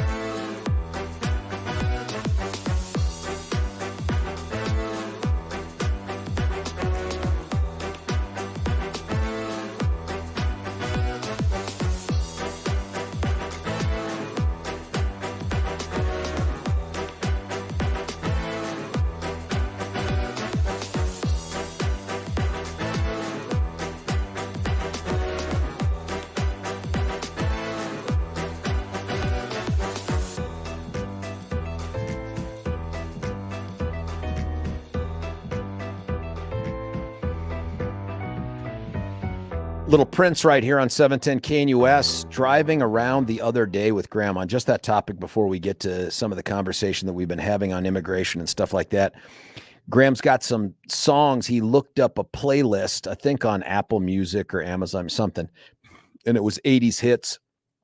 And he's scrolling through it and he turns to me, he goes, Dad, what's Purple Rain? I go, oh my goodness. I'm like, well, we should probably plug that bad boy in and have a conversation about it. You know, it's just such a, I don't know. It's like you get any of those questions and I'm thrilled. And then he asked me, how did you get us to like the rock and roll music and all that other stuff? And I'm like, I don't know that I did anything special. I just listened to the stuff that I grew up with. And anyway, so that's our reference to Prince. Because if you were on the YouTubes, by the way, or listening to the podcast, I don't think you got to hear that, but that was Prince on there as well. Now, my thanks to Deb Flora. She is a candidate for CD4, one of a bunch, right? Like, and we've had 4 on already. We had Richard Holtorf in studio, Jerry Sonnenberg on the phone. Of course, we've had Lauren Boebert on many, many times, both as the CD3 rep and candidate for CD4. We've had Deb. I'd like to get Ted Harvey on. I'd love to get Peter Yu on. There's obviously some folks I'm forgetting about I'd like to get on. Of course, I'd love to have Justin Schreiber on, mostly for entertainment. I don't know. I just, the guy, especially having heard that he wants to send me some sort of cease and desist letter. I don't know. We still have a constitution. It feels like it's under siege all the time, but that First Amendment, pretty damn strong, pretty good when it comes to the case law and stuff like that. Hey, listen, let's talk about the immigration piece. You heard Deb's take on it. You heard Jerry talk about it. Both of them seem to be in support of the impeachment of Alexander Mayorkas, who is the current Secretary of Homeland Security. But you know that it was interesting when Deb answered the question, well, what's the point? Like, what are we going to get next? She's like, well, then we can get someone in place who will actually follow and enforce the law and all that other stuff.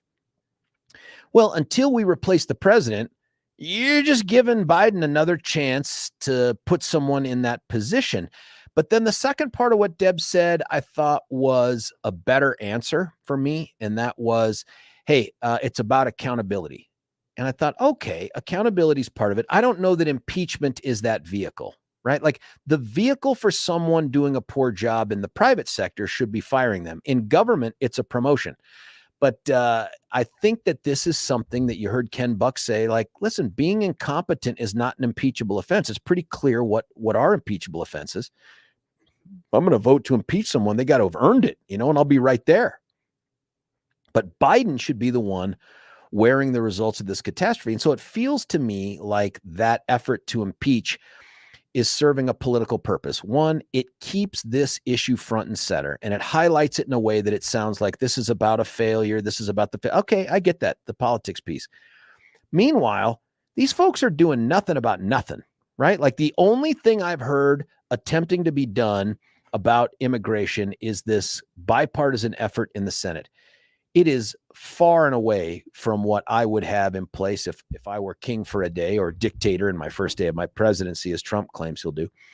I would do something completely, not completely different, but much more robust. And I think I would do this thing we talked about in the 6 or 7 o'clock hour, and that is I would try to get the law changed to make it that you have to claim asylum at a U.S. consulate, not at the border, at a U.S. consulate. That would pull all those asylum seekers away. Now, chances are it would convert a lot of those asylum seekers to just illegal crossers.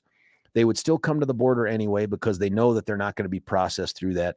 And they would probably try to storm the border as they've been doing. And that's why I think it makes a ton of sense for us to have a more robust approach with the wall. But the wall is not the end all be all. If we focus on just building a wall, we are losing. That is not the complete answer that we need. We need more Border Patrol guards. I think we need more immigration judges to process what claims exist. Let's try to get these folks down to 90 days. But here's the other thing. If we're going to start to do detentions, and we could, you're going to have to build a ton of facilities to detain these people during the, let's say, 3-4 months that their cases are being processed. A ton of facilities. I'm willing to spend to protect the border. Believe me, I'm willing to spend to protect the border. We got to do something. I'm just not sure that impeaching Mayorkas is where we ought to focus. In my mind, it serves no practical purpose. In my mind, it doesn't resolve the border and it won't fix the border. Mayorkas is in a job, presumably, for about the next 10 months. Because after Trump gets elected, he's gone the way of the dodo, right? And then you're going to have some people, as soon as I say it, some people are going to be like, he should be prosecuted. He should be prosecuted for being a traitor to the country and allowing all of these invaders armed with their children and desire to work and drugs and all these other things to treat them as soldiers crossing. I don't believe that either. But once we secure that border and once we take the pressure off the border and de-incentivize, is it D or dis? Disincentivize? Disincentivize. That's it. Disincentivize all the cartels and the coyotes from bringing these guys up. Then we got to figure out what we're going to do with the people that are here. And I think deportations have to be on the table. Absolutely have to be on the table for those people that should not be here. We got to be robust about it. But there's a huge number of these folks. I don't know how we get rid of them. And I've heard people say this. They're like the DACA people. It's not their fault they got brought across the border. And there are some people who are like, well, too bad, so sad. It's not their fault. It's on their parents. We're just going to send them back. Is that really it? Is that the right answer? How about the folks that have gotten here that should have never been here? I'll admit that. They have kids. We have laws in place that recognize this birthright citizenship stuff. What do we do with them? And we even had a caller, I think, last week say, hey, give them a choice. You can stay here without your parents or you can go back with. Holy Sophie's choice, right? Like, is that really where we put these people? And I want to have a conversation about it because I'm not sold that there is one single right answer. I don't want these birthright citizenship kids to end up becoming exactly what they've been called pejoratively, and that is anchor babies. And that's the role that they play here. But what do we do with these families? What do we do with the ones that were born here? Parents are illegal. They've been here for 4, 5, 10 years. What do you do with them? I do believe that's a secondary question to fixing the border crisis. And I do not ever want to see us link the two because that is, again, that's like trying to mop up the water on an overflowing tub before you turn off the spigot. That's just stupid. That's never going to get you anywhere. So I don't know the right answer to this, folks, but some of you do think like I do, and some of you don't. And that's the texts that are coming in here. But I'd love to have the conversation. 303-696-1971. Texter says Deb's lack of agriculture experience puts her at a big disadvantage in CD4.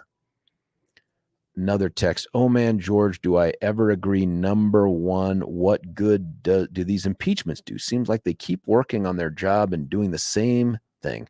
Said it so well. Also, I do think it needs to be deportation. I have a daughter-in-law came here legally, got her citizenship, and this is truly a slap in the face to her and her family. That's got to be true too, right? Like I've participated. I've been blessed to be able to administer an oath and participate. Well, actually, you know what it was? It was during the administration of the oath. I got a chance to, on multiple occasions, go across the street from the DA's office in Arapahoe, right off of Revere there. They have an immigration building. And I've got to participate and witness 2 or 3 of these naturalization ceremonies. Holy crap, man. I mean, it just brings a tear to your eye if you're an American. And then you walk outside and you think, I'm super pissed off that we have just treated these people no different than we're going to end up treating people who just simply come across the country because, gosh darn it, they're looking for a better life for their kids. I don't care. We cannot treat them the same. Your path to citizenship cannot begin with an illegal act against the country you want to be a citizen for. That just doesn't make sense. And so big picture here before I get to Spencer and others calling in, big picture here, the answer, if there's a path to legal presence here, I might have that conversation, but not citizenship. If you've broken into the country and you came here illegally, my answer is you can never, ever be a citizen until you go back through the same process that all the naturalized people did. You go back through that process, okay, got to get to the back of the line, but we will never, ever make you a citizen if you broke in and never went through the process. That just can't be fair to those who went through the process. Hey, Spencer's on the phone, but let's do this. Let's cut away for a break so I can give Spencer plenty of time to have the conversation.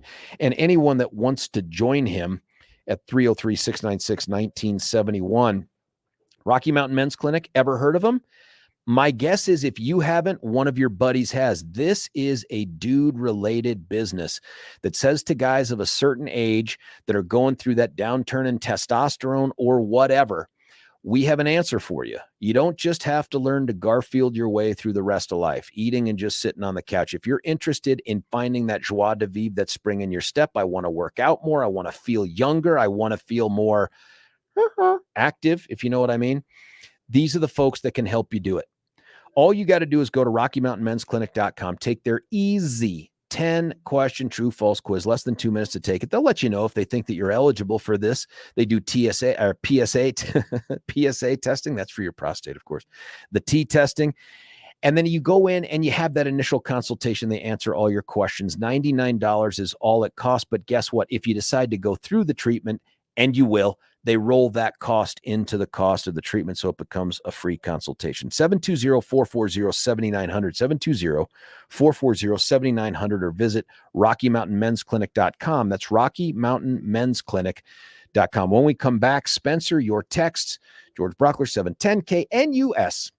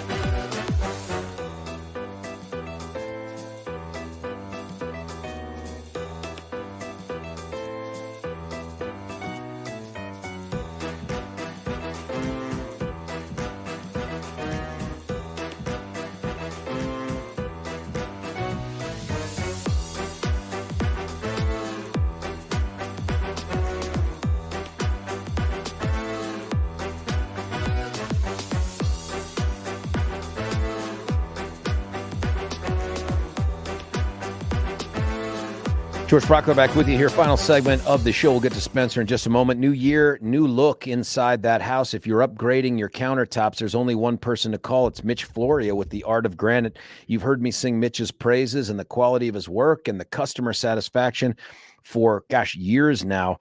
There's a reason why. He's just the best at what he does. You don't have to take my word for it. You can go check the website, theartofgranite.com, theartofgranite.com.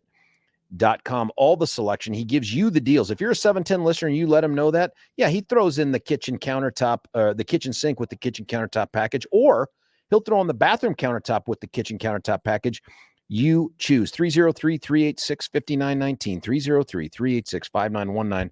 That's Mitch Floria at the Art of Granite. Spencer from Minneapolis, you're on 710 KNUS. Hey, George, how you doing? Good, man. How's it going? It's going. Hey, I apologize. I haven't been able to catch all the show, so if I touch on stuff you've already talked about, forgive me. Sure, and I can give you 45 seconds, and it's all yours.